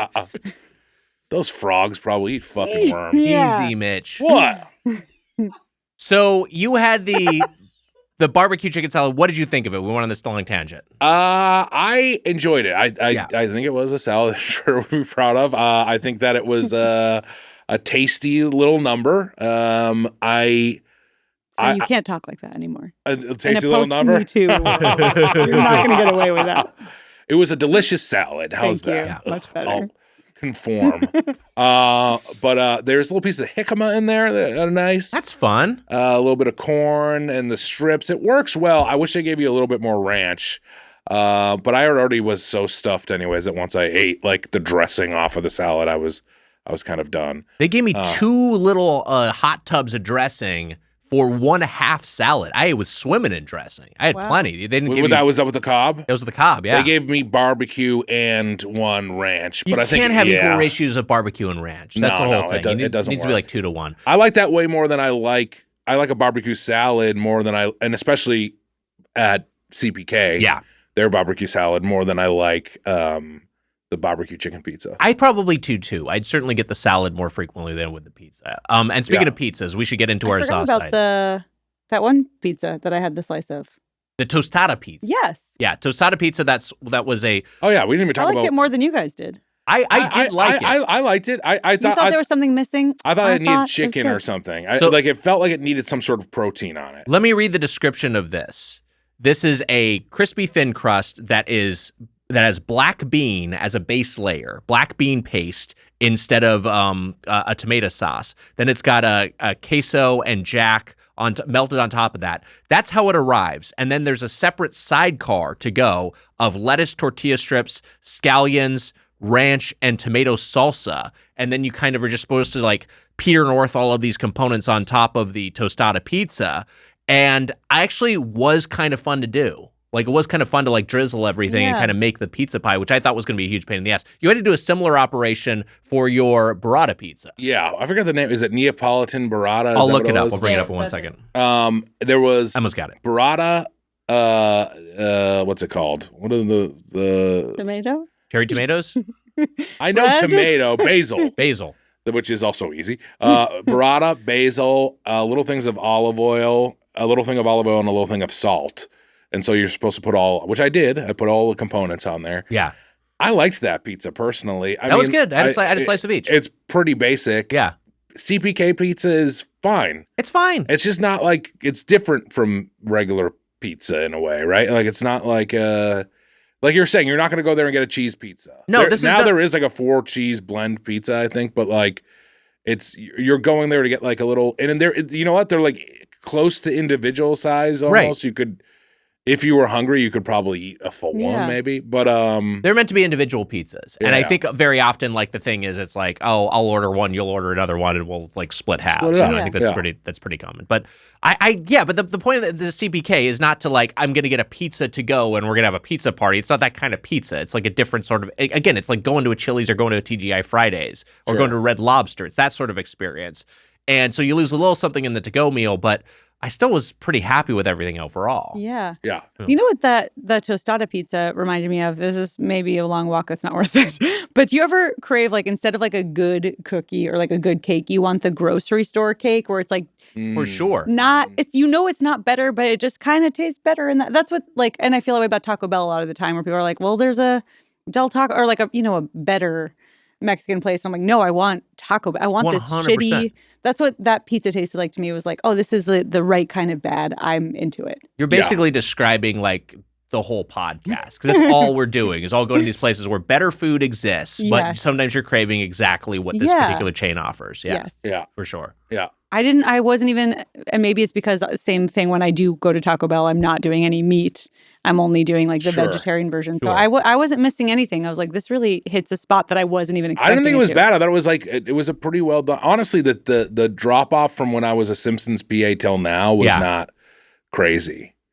Can I ask, since you mentioned Taco Bell, we recently actually concluded our Taco Bell tournament. Oh, wow. Which was, Do Quiero Taco Bell, and the beefy 5-layer burrito, which I imagine you don't eat, ended up winning.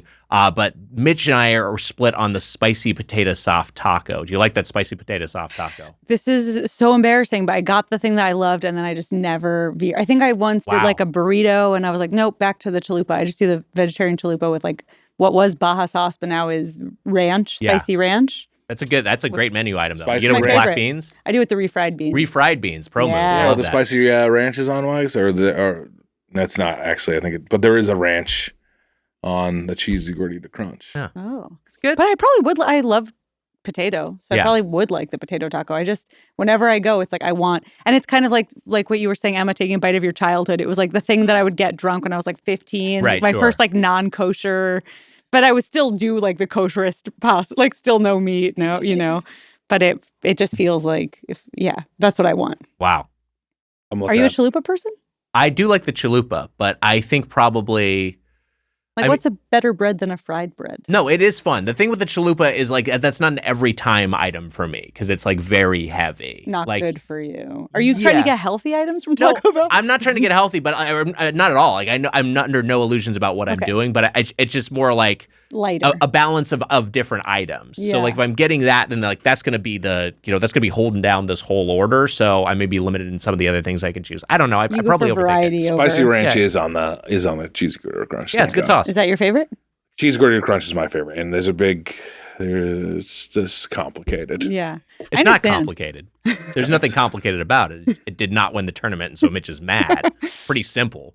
I do feel like this is a thing that people take really everybody has like their Taco Bell order. Yes. And they don't want nothing else. He's talked about the cheesy gordita crunch for years, and then all of a sudden the potato soft taco. I like the cheesy gordita crunch. Fucking thing. Hey, wow, Mitch. So if anything, like I perhaps was biased towards one item, and then another item, I like objectively was able to see its quality over the thing I had some inherent favoritism towards. Maybe that makes me a better, more neutral judge. Maybe that makes me a better arbiter of justice. You combated your cronyism. Thank you. Well said. Thank you.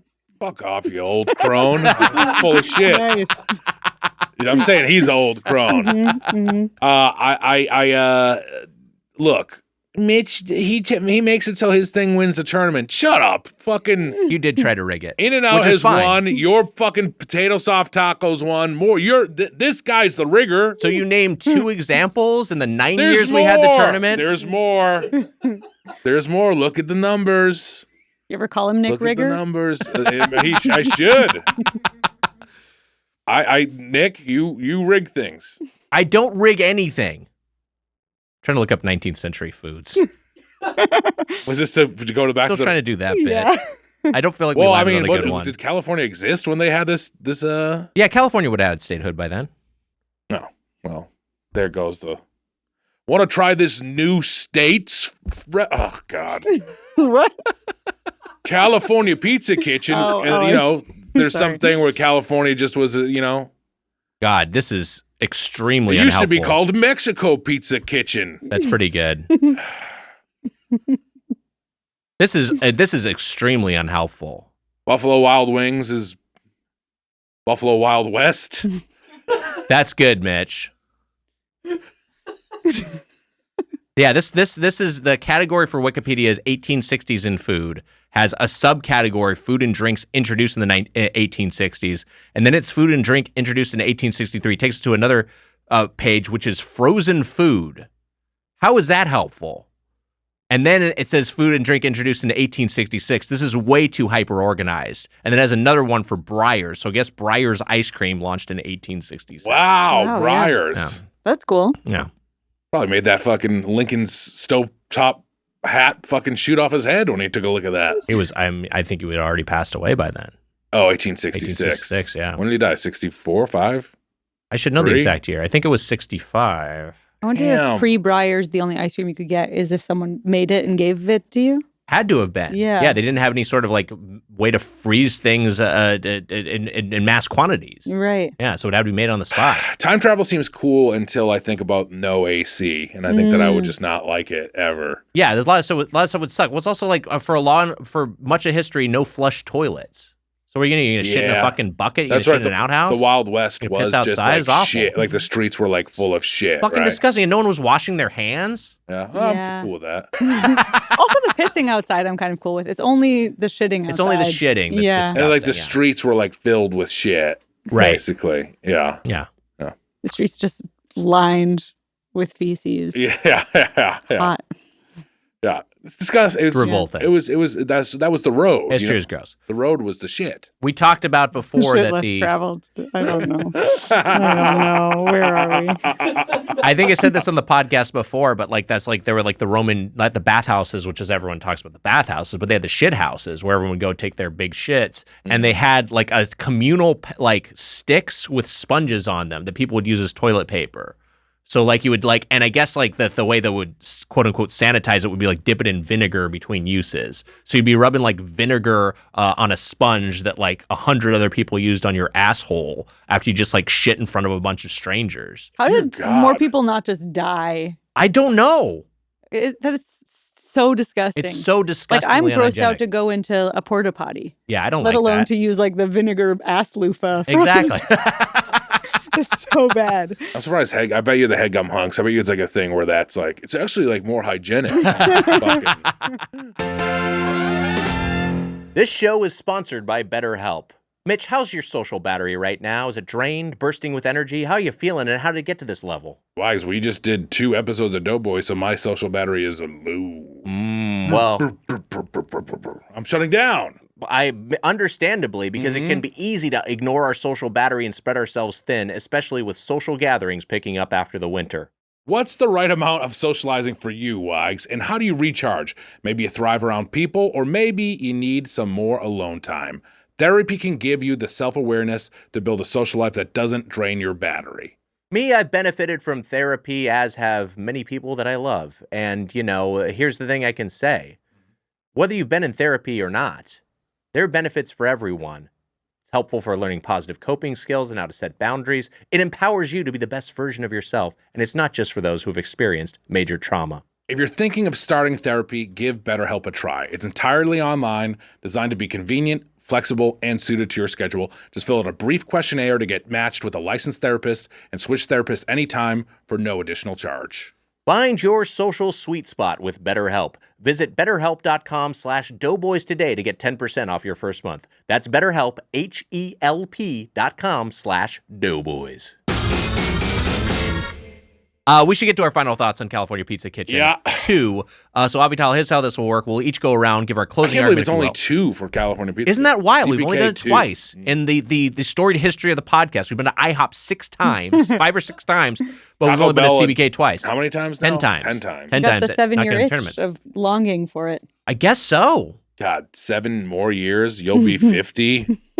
How old will you be? 48. Yeah. Will you be 50? Are you 43? I'm 43, yeah. Old Doughboys? Look, man, it's got. I mean, I don't. Are we going to keep doing this for 7 more I don't years? look. I don't think 50 is old. I'm just saying. You're not. When you hit 50, you're getting closer. You don't want to. You don't want to still be doing this. You don't want to still be reviewing fast food.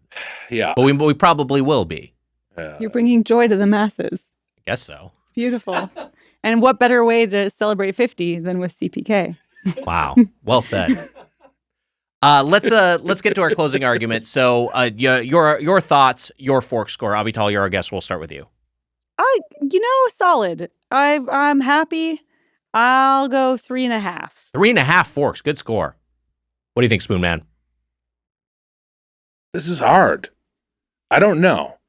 A part of me wants to give it 4 forks because it knows what it's doing. Sure. It's making these specialty pizzas. It just feels really like a place that the world is leaving behind soon, and I just don't know how long. There was news that Jersey Mike's was going to get bought. Did you see that? Jersey Mike's was going to get sold for like a couple $1 billion. I didn't see that yet. To like some horrible, Yum Foods type Yeah, there's all these look. All these companies are owned by private equity. I haven't seen which Russian nesting doll corporate conglomerate owns California Pizza Kitchen. I should look that up. But it's that scary thing of you're like, oh no, Jersey Mike's. There's like a good chance the quality will go down once it's bought up. Because one of our great new, I mean, it's not new anymore, but one of the places that we love. I'm surprised that CPK has kept the quality. I mean, today it was good. It was good.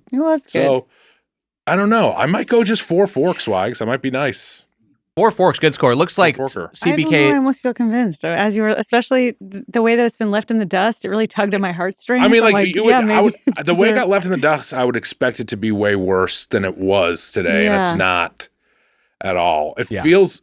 I mean, I don't even know if it's a dying chain. I could be wrong. Maybe it still does like a ton of lunch specials and it still does decent dinner stuff, but I think it's receded a little bit. I think the like all these sit-down chains, again, with a large footprint with the big dining rooms, the pandemic hit them pretty hard and they never fully recovered. So I think, and talking about its corporate ownership, it's currently owned by Nestle, pretty onerous evil corporation. Previously was owned by Golden Gate Capital LP. So again, it's like that sounds normal. Yeah.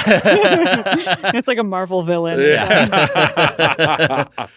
You're always putting money into the pockets of monsters, unfortunately. I had a song I had a parody song I was going to sing tonight. I forgot it. It sucks. Or CPK? Yeah, and I can't think of what it was. Wish they all could be California pizza. That was it. I think it might have been you remember the Austin Powers BBC One. I think it maybe have been CPK to that, but I don't know. That's pretty good. I don't know. I can't remember. Can you do a back in the? You can't really CPKR. CPKR for restaurants. Oh, CPKR. I think that works. Back in the CPK, back in the CPK, back in the CPKR. Woo. And then like R stands for restaurant. You can just add an extra line. I can't remember. I should write things down constantly. My notes app is just thoughts that I have to do throughout the day mixed in with stupid Doughboys thoughts. Let's see here. Call Cedars to see if I owe anything. Okay. Hospital? Call a hospital? Yeah. Pay Louisiana taxes. Okay. Oh, you worked in Louisiana when you were shooting. You're down into Bayou. You're shooting Twisted Metal. Mm-hmm. How'd you like that? I was very hot. I liked it, but I did like it quite a bit. It was good. Yeah. Now I can't even find. You hired a Louisiana accountant as a thing, and he turned out to be a gator. Classic Louisiana swap, they call that. Oh, I'll handle your taxes. That's also just what you call a gay attorney. Gator knee. Whale Rider sequel to The Whale, which we brought up. That's good. You did say that before. That's good. Did you see The Whale? No, but I just keep thinking somebody I work with keeps saying that, spoiler for anybody who's listening, that it's like a story about a guy who's so fat and so scared and then he finally takes one step and dies. Yeah. I was like, I probably don't need to watch that. It's basically it. It's real bad. It's Brendan Fraser's good in it, but it's just like he just jacks off. He watches porno, he jacks off, he eats meatball subs. And then when he takes that last step, he floats. So like he takes a step and then it's like my jaw dropped in the theater when it happened. He floats. Like he takes one and then the other one, like the other foot doesn't land on the ground, like he's ascending into heaven. And it's because the step killed him? Yeah, it's because his daughter, whose essay he's obsessed with, his essay about Moby Dick, which he starts to jack off, then he has a heart attack, and then he has someone read the essay to him when he's dead, while he's dying. And then his daughter ends up coming later on, like she shows up into the movie, and they are like there's this tense relationship, but then she talks him into like taking steps towards her, and that's when he dies and floats to heaven while reading the essay. To him, yeah, finally awesome. Hearing it from her mouth. You watch it, put it on. Why not? I don't know. It sounds like a lot of reasons why not. But I like the Whale Rider as a sequel. Yeah, it's good joke. Yeah, that was that. That's great. I've used it, I think, 4 times since I wrote it down. Jared Shaw is in Civil War. That's what I told myself to text Jared. Your buddy from Tomorrow War. My buddy from Tomorrow War. From Tomorrow War to Civil War. Don't, Mitch. Yeah, is Mitch. it away without giving it away? I won't say anything. It's a spoiler. It's a spoiler. Okay. You'll tell me after. Or I can look it up. I have the internet in my pocket. I'll tell you. I'll tell you after. Okay, great. Let me give my thoughts. I like California Pizza Kitchen a lot. I'm a fan. I've been there a bunch. Nally and I will get it to go sometimes. I think it is. I think you're absolutely right, Mitch. It's sometimes a dreary dine-in experience because these places are.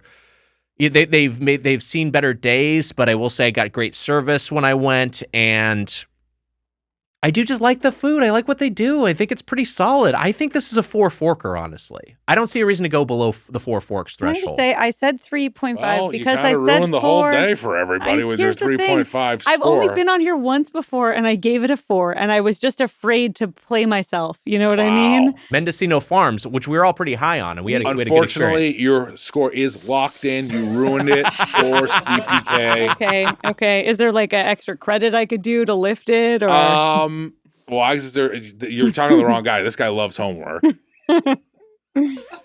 No, I think you can amend your score. I don't think you need to do any sort of. Yeah, we change it all the time. Yeah, we do. We always do it. Mitch was doing a bit. Mitch was having a laugh. Special for me. No. You can if you want to change it for, but I don't want us to pressure. Well, don't let us persuade you. You know what's funny? Fine. I think in a weird way, I was like, the salmon's really good, and you were like, yeah, it's okay, and then I was like, all right, 3.5. Oh, wow. Even though I liked it. I'm just a loser with no backbone who was easily persuaded, just like fucking CPK, the poetic irony of them not sticking to what they believed in and just trying to service the crowds with all the fan favorite pizzas. My negative energy was, it's okay. That changed everything. But really, it's a me problem because I should have held steadfast in my beliefs. Well, you say whatever you want. You can stick with 3.5. You can go up to 4. It feels like a 4. It feels like Mendo level. Wow. Also, that key lime really bumps it up too. Honestly, that may be worth a half fork in and of itself. Yeah. Wow. Welcome to the Golden Flight Club, California. I gotta Pizza say Kitchen. How about that? You know what? A score Abraham Lincoln would be proud of. 4 score. Wow. 4 score. That's good, Mitch. 4 forks is a 4 score. A 4 score. Yeah. I like when you say that's good, Mitch. You sound like a proud dad. You wouldn't be proud.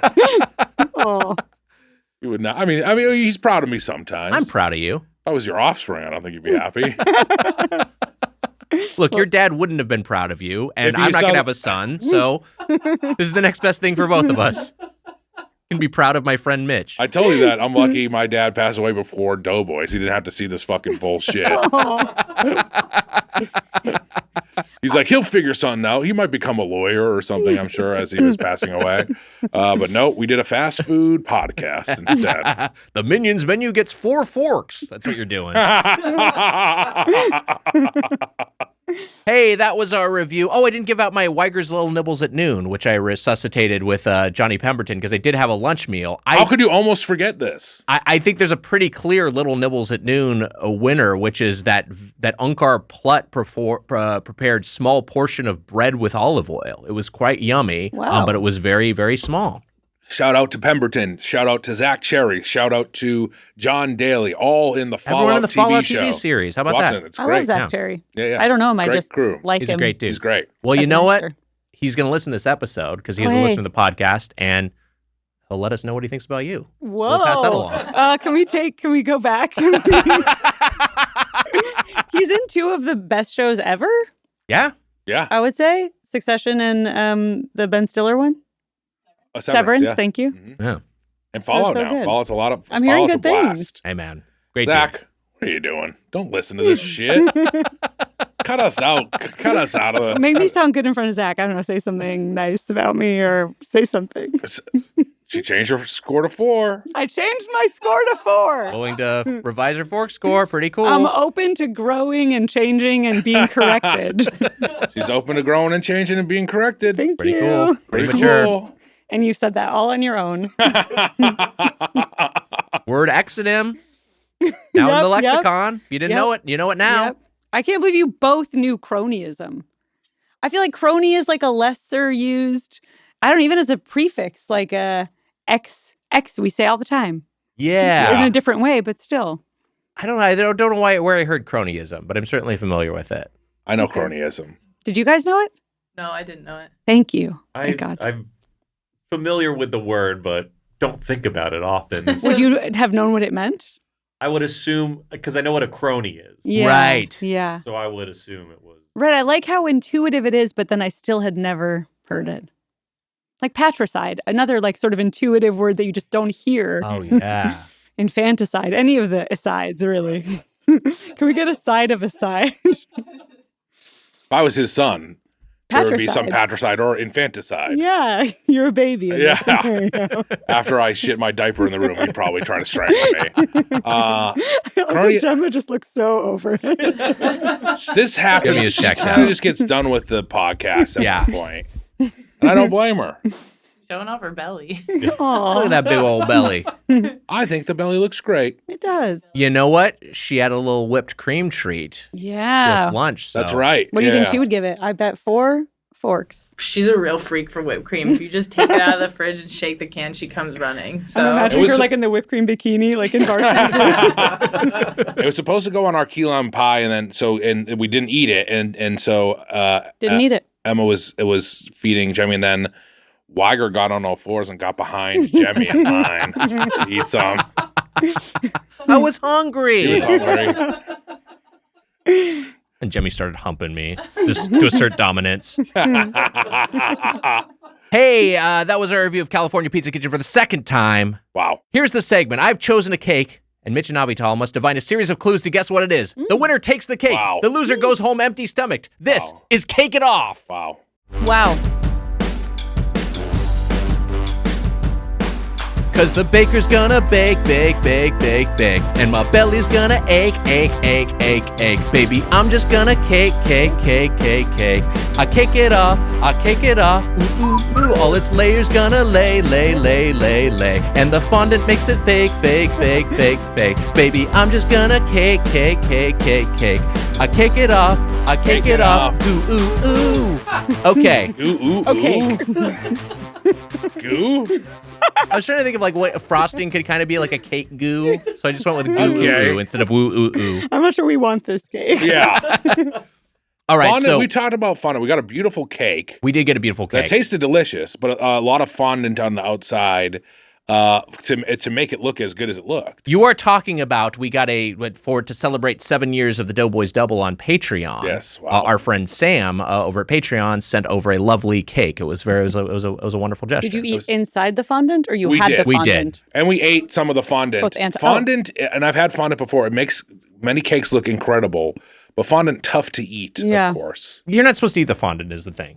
Oops. I don't think so, right? Is You you can eat it. fondant It's only tough made to out of eat? sugar. But I think you're supposed to eat. It's better if it's just a small amount. But on those like decorative cakes, they tend to layer it thicker, so it's harder. I think that you were eat supposed all to, the of cake it. we got, I thought you were supposed to eat the burger outside. No? You don't think so? I think you can. Oh, they were shaped like burgers. Yeah, it was Yeah, cool. that's It was a great cake. That was a good cake. Yeah, anytime it's like looks like something else, I feel like it's fondant. Yeah. That's the tool.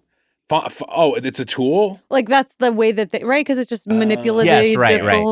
malleable. Okay, I got to get the cake.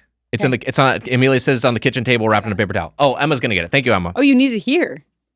Oh yeah, I because thought the you were winner. giving us clues. No, because The the winner winner. gets the The winner cake. takes the Yeah. cake. The winner takes the the winner cake. takes the cake. The winner takes the cake. So The loser. I don't really has no want a cake. I mean, I hope that you win. Well, you can always You give could it throw away it, yeah. if you don't have to take it home and eat it if you win. I do feel like that ABBA song's a good alt. Okay, Emma, why don't you keep it over there by you because I think this one's probably better out of sight. What's the ABBA song? The winner takes it all. Oh, that is good. The winner takes the cake. I like that. The loser has. What's the no big cake. ABBA movie? Mamma Mia is Yeah. one of them, right? Is there another ABBA movie? Mamma Mia 2. Yeah, that's the one. Might be Mamma Mia too. Oh, there is another ABBA movie. Muriel's Wedding. Oh, Muriel's yeah, Muriel's Okay, Wedding, all right, big maybe that's what time. I'm Yeah. thinking. Is that what you were thinking of? It might be, yeah. Oh yeah. Is that where Dancing Queen is from? Well, Dancing Queen is It's from, just from ABBA, Okay. It's just one of their songs. Okay, so you have two lifelines for Cake It Off. You have Ask Emma and the frosting reveal. but wow. And here's how this works. The clues will get increasingly more obvious. So we're going to start with the most inscrutable, the hardest clue, and then they were going to get And you can easier choose as to we go go. first And you or can choose second. whether you go first or second. And So I'll say tell- this: usually you should go second because it's you will probably get on. I'm just telling you. Get information from you. But then if you're confident guess one, you risk losing it by guess two. But it is an inscrutable clue. I sometimes have pulled it with guess one, just so you know. It's true. I think this one's good, but pulled sometimes it with one? Wow. Sometimes I make the clues too obvious. I think he's made it harder now. Okay. Right, well, your choice. Do you want to go first or second? Second. We'll go second. Mitch, First is the clue. worst, second is the best. Third is the one with the hairy chest. I used to hear I've heard ballerina dress and hairy chest. I'd be curious to get a poll, but what the fuck was that? What just happened? Do you not know that? I've never heard this before. You never heard that? I know, yes. It was hairy chest when I was hairy growing chest. up. Yeah. Hairy chest. First is the worst. Second is the best. Third is the one with the hairy chest. I thought you two just riffed that out. That's like an No. old schoolyard rhyme? It's a schoolyard. Yeah, it's insane. I don't remember that at all. And then does it just stop there? There's no 4, 5, 6. I don't think so, just yeah. know 3. Just 3.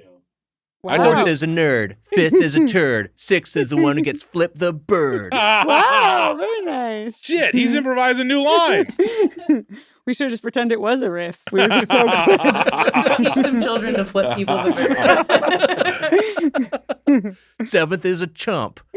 Eighth has to hump. Ninth has to watch me take a dump. All right, now he's just getting into it. He's feeling Who himself. came in ninth? I want to know. So you can ask Emma, and you have the frosting reveal, and also you're going to get your first clue, Mitch, and here it is. Okay. If a delicate plant hadn't been shipped from East Africa to South America in the 18th century, we wouldn't have this sweet cake. Huh? If a delicate plant hadn't been shipped from East Africa to South America in the 18th century, we wouldn't have this sweet cake. This delicate plant? If this delicate plant, East Africa to South America in the 18th century. I've never used one of the lifelines before. You can ask Emma, and you can get a frosting reveal. Does she know what it is, though, or no? Oh, you do. So Wait, what's the reason So not how to can get? you I won't not- spoil it that bad. I can't ask him if she knows Okay, it. Casey, do you know? No, I have no idea. Okay, so we ask Casey for today. I didn't realize Emma had been clued in. Or I can see a frosting reveal, or I'm told what You're the frosting told what the frosting Wait, is. you'd ask Casey, but Casey doesn't know, so it's just Casey's best guess? Yeah, it's just Casey's best guess. It's Well, like Casey it's maybe, like asking Casey the maybe audience. knows what that flower is. Yeah, he might have Oh, an I idea see, what I that see. clue is. Yeah. Okay. Are you using your lifeline? No. Okay. I feel like you don't know. No. I'm gonna ask what the frosting is. Here's the frosting reveal. Typically, no frosting. That's a huge reveal, and you're definitely gonna get it now with the second question because I don't know still. Do we, if you guess and you're wrong, do you just guess the next round? Or Yeah, if you're there's no eliminated? penalty for wrong. Okay. I'm Yeah. just gonna guess like hibiscus cake, Not hibiscus cake. I can't even think of a cake that doesn't have frosting. or if it's a flower or plant. I guess I don't know. My first thought with that was like vanilla bean. I don't know its origins. We were talking about it, so I'm Ooh, maybe yeah. primed to think about it. Could be. We'll see what your guess is after this clue. Avital, your clue is, don't be misled by the name. This sweet pie does not include its name ingredient. Whoa. So it's a pie. That makes sense why it wouldn't have frosting. I'm sorry. Should we? No, I Why did you copy say pasted pie? that. It's supposed to be sweet cake. Hold on. Sorry. Take it again. I was like, is count? the cake is pie? Don't be. Can it be? Is that it? It's not a pie. Okay. Don't be misled by the name. This sweet cake does not include its name ingredient. Wow. So it's a cake whose name is not an ingredient in the cake.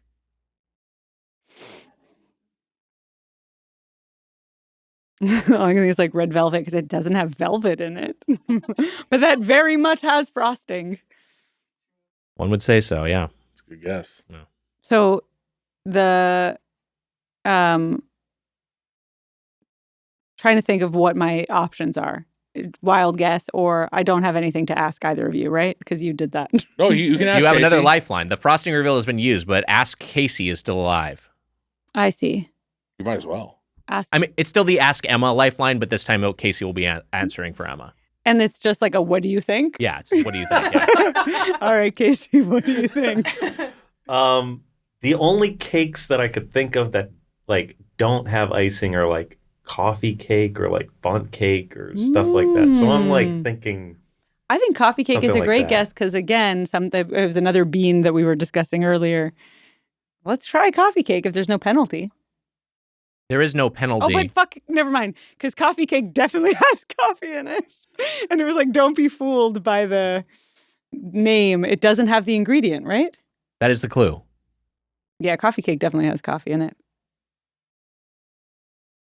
What the? So your guess is Quizmaster makes some fucking. So your guess is not coffee She cake. gave a guess, but Is your guess coffee cake? No, but I don't have a better one, so I don't. Okay. Yeah. I'm just mad at him for letting controlling it the slide. game. Yeah, just sitting there silently. You're like, punish her. She said it. Yeah. No. I was unclear. I could have filled some of that dead air, but I was unclear as if you were guessing coffee cake and regretting it, or you're taking the guess back. You're locking in coffee cake. I just want to think of something else. What I want to do, but would be super boring, is go through the letters of the alphabet until I can see what prompts are like, oh yeah, that's a cake. That's really fun for you guys, right? Yeah, it's fun. What would the writer's room, what would Lincoln's writer's room do if they're trying to figure out this case? Hugo or Todd would know for sure. All right, we can just, for the interest of fun, you can This go. is tough. You're I still don't know what it is. Mitch, you're up. I still don't know. Both lifelines have been used. Clue number 3. Cake for breakfast? Yup. What the fuck? Cake for breakfast? Yup. And that's less opaque than your first clue? Huh. Is this like We'll an see where ad Mitch campaign goes. that you guys know? Did you get it? No. Okay. No, this isn't like Got Milk. This is a bespoke clue. I still don't know it. Cake for breakfast? Yup. Your previous clues. If a delicate plant had been shipped from East Africa to South America in the 18th century, we wouldn't have this sweet cake. Number 2, don't be misled by the name. The sweet cake does not include its name ingredient. Number 3, cake for breakfast. Yup. Is there a yuppie cake? Cake for yuppies? I can't tell if yup is a part of the clue. I don't know or either. not. Or if it's just that you can have, it's a breakfast cake? It has to be some sort of dumb clue he's giving me here. It has to be. It doesn't have to be anything. Yep. What does that mean? Yup. Yep. Yup. Yep. Yup. Emma, knowing what the Cake cake for is this breakfast. making sense to you? I don't know. The yup? No, but the rest of it, yeah. At least not the emphasis is being put on the yup. Unless it's a reference I also don't get. Yeah. I was having fun saying the yup. It was just a little flourish. Yeah. Cake for breakfast. Yup. Yup. It's fun, right? It is fun. Cake for breakfast. A breakfast cake. Cake for breakfast? I mean, coffee cake is what you just thought I thought of something and I don't even really know what it is, but I'll say it when it's not your turn. A part of me is like, but also like, it's not, don't worry, it's not in the name. So I'm like, is there some sort of egg cake or like I have no idea, but it's a plant. The plant thing, all of these clues are just making me confused. I don't know. I'm going to pass. Mitch is passing once again. I didn't Avital, pass. it's back I to you. guessed last time. Boysenberry. No, I meant because I Avital passed. passed. Now That's you're what I was saying because you were so passing. we're passing. Yeah, this is hard.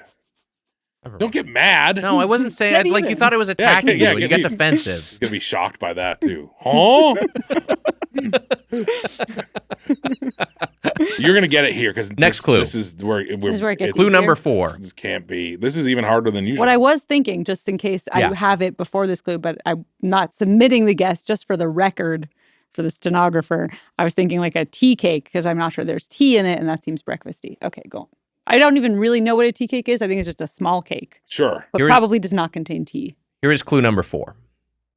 Many cakes already include these ingredients, but it's fair to ask if you'd take your cake with sugar and cream. Tea cake. Coffee cake. But it definitely, coffee has to have coffee. I mean, in the UK, you wouldn't know, but you can take your Was tea it with just cream and coffee cake? sugar. 'Cause I would. What is your guess? Tea cake. Not tea cake. Hold on. Yeah. But we did Is it try co- coffee all right, cake, all right, right? Did ask I me the not question. even submit coffee cake to the council? You did pass. You I did passed. pass. Fuck. What Is is it fucking wrong with coffee me? cake? I'm going to be so mad. Do you want the clue? Give me the clue. The clue is You He's been had his fucking coffee cake. It's not toffee cake. You dumbass. Why did we not both just say it? I didn't say coffee cake last time because I was like, it's not coffee cake. Coffee cake has coffee in it. Also, why would we be afraid of coffee cake? Coffee cake is my answer. Mitch, you have won. Take it off. I guess coffee cake is just meant to be had with coffee. That is speaking, it's not like coffee ice cream that has. Speaking of etymology, it is because it is typically served with coffee. It is not something that includes coffee as an ingredient, as typically constructed. The backflips I did to get to tea cake. I don't even drink tea. You had coffee cake, and then you pulled back at the last minute. Yeah. Emma, gimme. I know I said it never eat cake, but gimme. Let's take a look at that coffee cake. It's from Starbucks? Oh. That's a little less exciting. Here, I want to try some of it. Thank you. It's yours. I was just I was going to take a piece. Won. No. You won. How was you know that what? Maybe we cake? should give it to the quizmaster himself. Maybe he gets Wow, what a nice gesture. That was good. That was tasty. Yeah. Well done, everyone. Coffee right here. Jeremy's excited about it. As intended. It's fucking good. Yeah, it's so good. that crumble is not. It's just cinnamon. It's not it's not. coffee. It's typically not coffee. I mean, and you make about one his with way, coffee, but it's not. I want another piece of it. That's good. This is gonna fall. Thank you. Mm-hmm. I will say I was naturally skeptical when I heard Starbucks coffee cake, but then biting into it, this is not bad at all. That is good. Very moist. I know that's a trigger word for a lot of people. Mm-hmm. Our listeners love it. Yeah. Do you guys want to try? Sure. It's fucking good. All right, this cake is being passed around the room. Well, sorry, Jemmy. Sorry, Jemmy. Aww. You had plenty of whipped cream earlier. Yeah, you had your puppuccino, which also does not have a cappuccino in it. Wow. Yeah. A puppuccino? That's another one. Yes. You just blew my mind. Yeah, exactly. What? How did she blow your mind? Because a puppuccino doesn't have a cappuccino in it. Oh, you're saying, yeah. Well, just another food that doesn't have its name in it. Mm-hmm. It also doesn't have puppies in it. Wow. Yeah. I think we maybe need to get you to a hospital. Should we get you're worrying, you're scaring me. That was Take It Off, just like a restaurant via feedback. Let's open the feedback. And hey, we have a voicemail today. Let's play this one. Oops, hold on. Wait, did you do? You did, right? Now I already forgot. I need to go to a hospital. Did you do Cake It Off by Taylor Swift, or did you do something else? I did the ABBA song. Which, so it was Cake It Off. Okay, great. All right, here it is. Hi, I got it stuck in my head like it was hot mine. wife Andrea here, longtime listener, first-time caller. This is a comment. My husband and I have been listening to the podcast for about as long as its existence, and our son when he was old enough, he started playing Snack or Whack and Drink or Stink with us. At least a couple times a month, we purchase a weird or new snack or drink from the gas station. We all take turns trying and rating it. Recently, I noticed my son was actually eating all of his school lunch that I packed for him, which is totally unheard of. I said really happily, wow, you must be really enjoying everything I send. And he said, no, not really. Actually, my friends and I lay all of our lunch items on a table at lunch and take turns trying each one and play Snack or Whack. So in San Ramon, California, there is a group of 8-year-olds rating their goldfish and double-stuffed Oreos Snack or Whack. Wow. The origin story of a new generation of Buxtons and Wu-Tang. Thanks for the laugh, and thank you, Amelia, Emma, and Casey as well. Big Amelia fan here. Not sure what the name for Amelia Moreno fans is, so maybe Moreno Monsters. Wow. Or Amelia Associates. Anyways, thanks for listening. Bye, guys. Wow. Andrea sent that in. Thank you, Andrea. Son is playing Snack or Whack with his friends. Wow.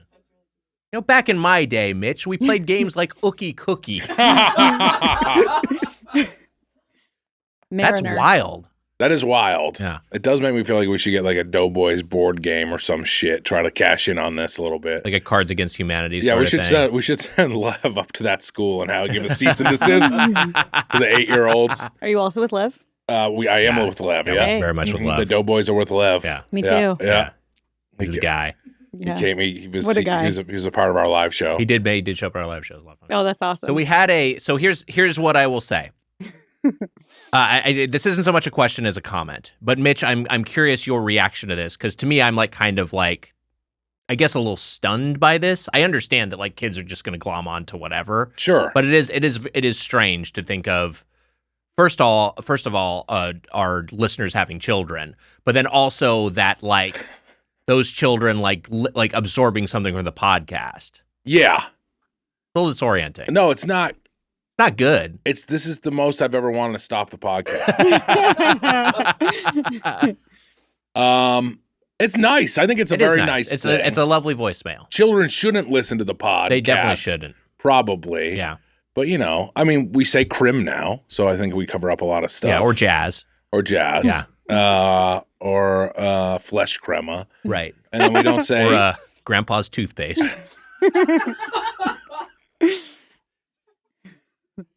I mean, we could make the show kid-friendly. We could make it kid-friendly. Look, we've had some ideas. We've talked. I'd love to make the show kid-friendly. Oh, my God. Oh God.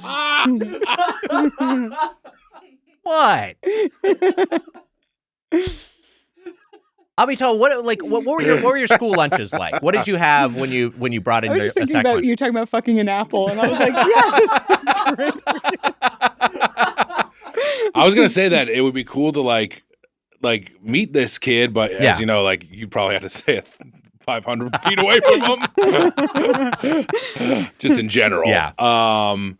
I think it rules. It's lovely. I think it's a very nice thing. I'd like to. So I want to pivot to form a question out of this. I want to pivot to school lunches. Yeah. Do you have a favorite snack from your school lunch days? So usually the main was we would have grillers with like a hamburger bun and ketchup. Real basic, but I really like them. Yeah. They don't taste like hamburgers, but they taste good. Was this thing you get from the cafeteria or was the thing you packed? From home. Oh, wow. And then I had... Wait, are they like a packaged thing? Yeah, they're like you microwave them and then you just put them in bread with ketchup. They're like Morningstar Farms, I think, is the brand that makes them. So they're just like veggie burgers, but they're good. I mean, I think to me they just taste like my childhood. And then I had objectively the best lunches, but I didn't want them. So I was kind of a hero because I would give you my Gushers or I didn't say my Dunkaroos, but no, I would eat Dunkaroos when I had them. Dunkaroos are good. They're good. And they're close enough to that pastry, it's not just, Fruit by the Foot and Gushers I usually had, and I would give them away because I didn't like them. Those are two big ones. Fruit by the Foot's a lot of fun. Yeah. It seems disgusting now, that I was a kid unrolling this thing and probably collecting stuff on it. But Fruit by the Foot was big. I'm a Cheez-It guy. Cheez-Its were fun. I've always been a Cheez-It guy. And Goldfish, but I love Goldfish and Cheez-Its, but I think Cheez-Its are my favorite over Goldfish. Here's my question. When you get Cheez-It in the school lunch, would you get an individual Cheez-It bag or would it be a plastic bag with Cheez-It from the box? Well, at school lunches, I think if they sold them, I mean, I don't think they even had Cheez-It, but I feel like it would be a small Cheez-It bag, but I was getting Cheez-Its from home. No, that's what I was asking. But when you get it from home, would you get the sealed plastic container? No, or would you get it would be a from bag the box. from the box? That was me too. Yeah. I feel like maybe were we pre the individual? No, probably not. The individual packs, I always kind of remember them being around, but maybe less common. I feel like the individual packs had a taste discrepancy for a while. Sure. I feel like they didn't taste as good as the big boxed ones. Do they taste like plastic more? Yeah, there was something about it that just didn't taste right. I got the little plastic baggie with Cheez-Its in it. Are those bags? Have they dissolved by this day? No, those will be around for thousands of years. So they're just sitting in a dumpster. They're sitting in landfill. So, yeah. Okay. Yeah, there's so much plastic waste in this country. It's what are you gonna do? I was bring a lunch to school. I was very much a bring a lunch to school. Bring a lunch to school kid for a while. Yeah. I think I was back and forth because I think later on I just became a buy a lunch at school kid. But I definitely did that for a time. Yeah. Yeah.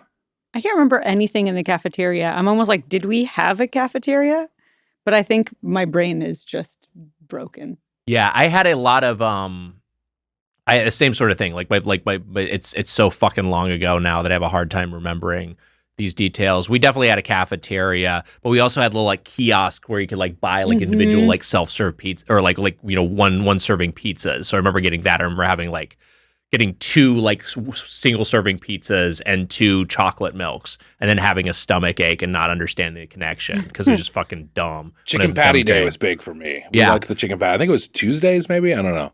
Chicken patty day was big though. It was just a chicken on a bun. It was the plainest thing, but it was, I mean, if I ate it now, I'd probably be I can't believe they are. And also I'm sure the food has maybe gotten better at this point. I don't know. I do remember chocolate milks, little chocolate milk. That just came back. Those were a lot of fun. Those were great. Yeah.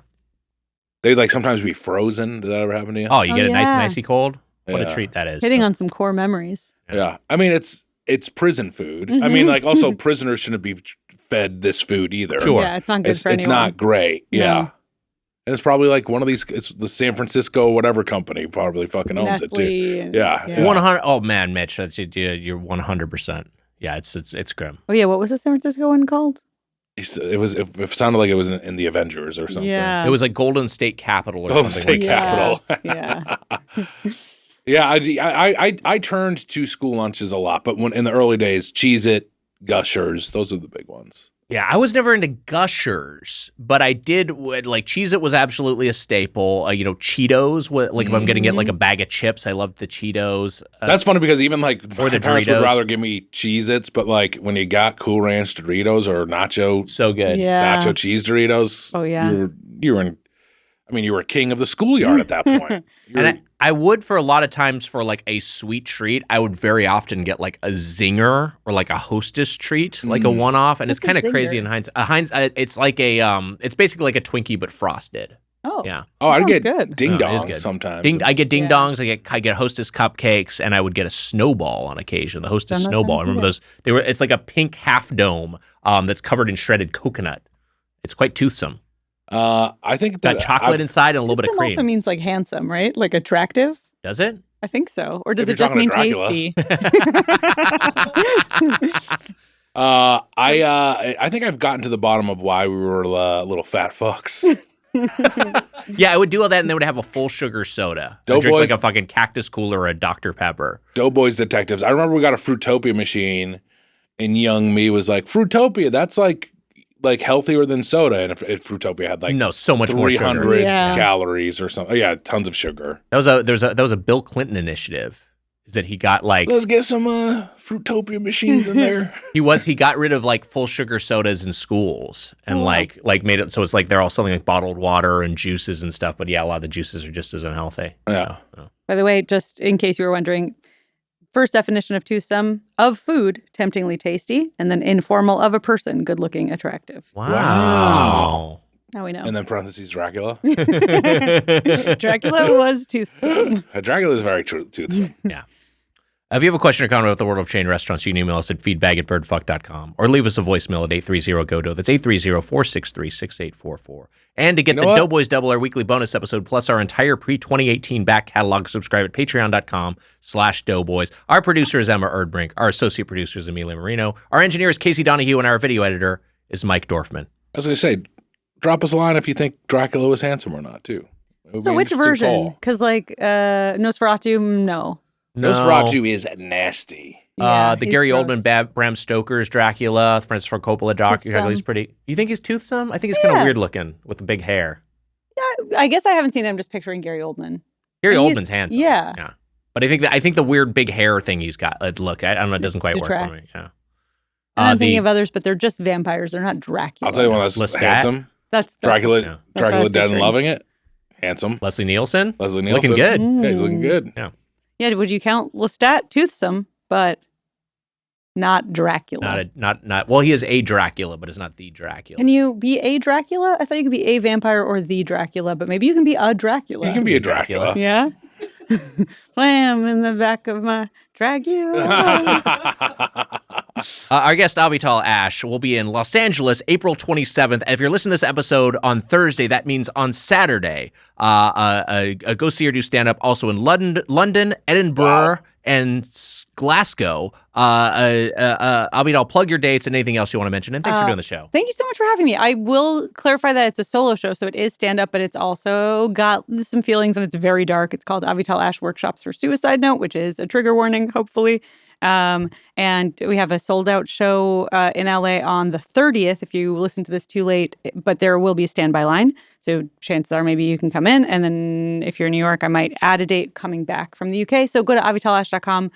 You can subscribe for updates or just keep checking in as I add some dates. And if you're in the UK, I'm doing 3 shows in London, 1 in Glasgow, 1 in Edinburgh. I got an idea for your opener in Edinburgh. Oh, let's go. Jacking off through the years. The Mike Mitchell story. You want to come? That'd be awesome. That'd be so fun. Also, There it was, January 6th at the Capitol. Lucky for me, the urge struck. And Nancy Pelosi's trash can was right there. Also, will they even understand it? Like, I don't know how. They definitely are like more up on the news in generally than Americans are.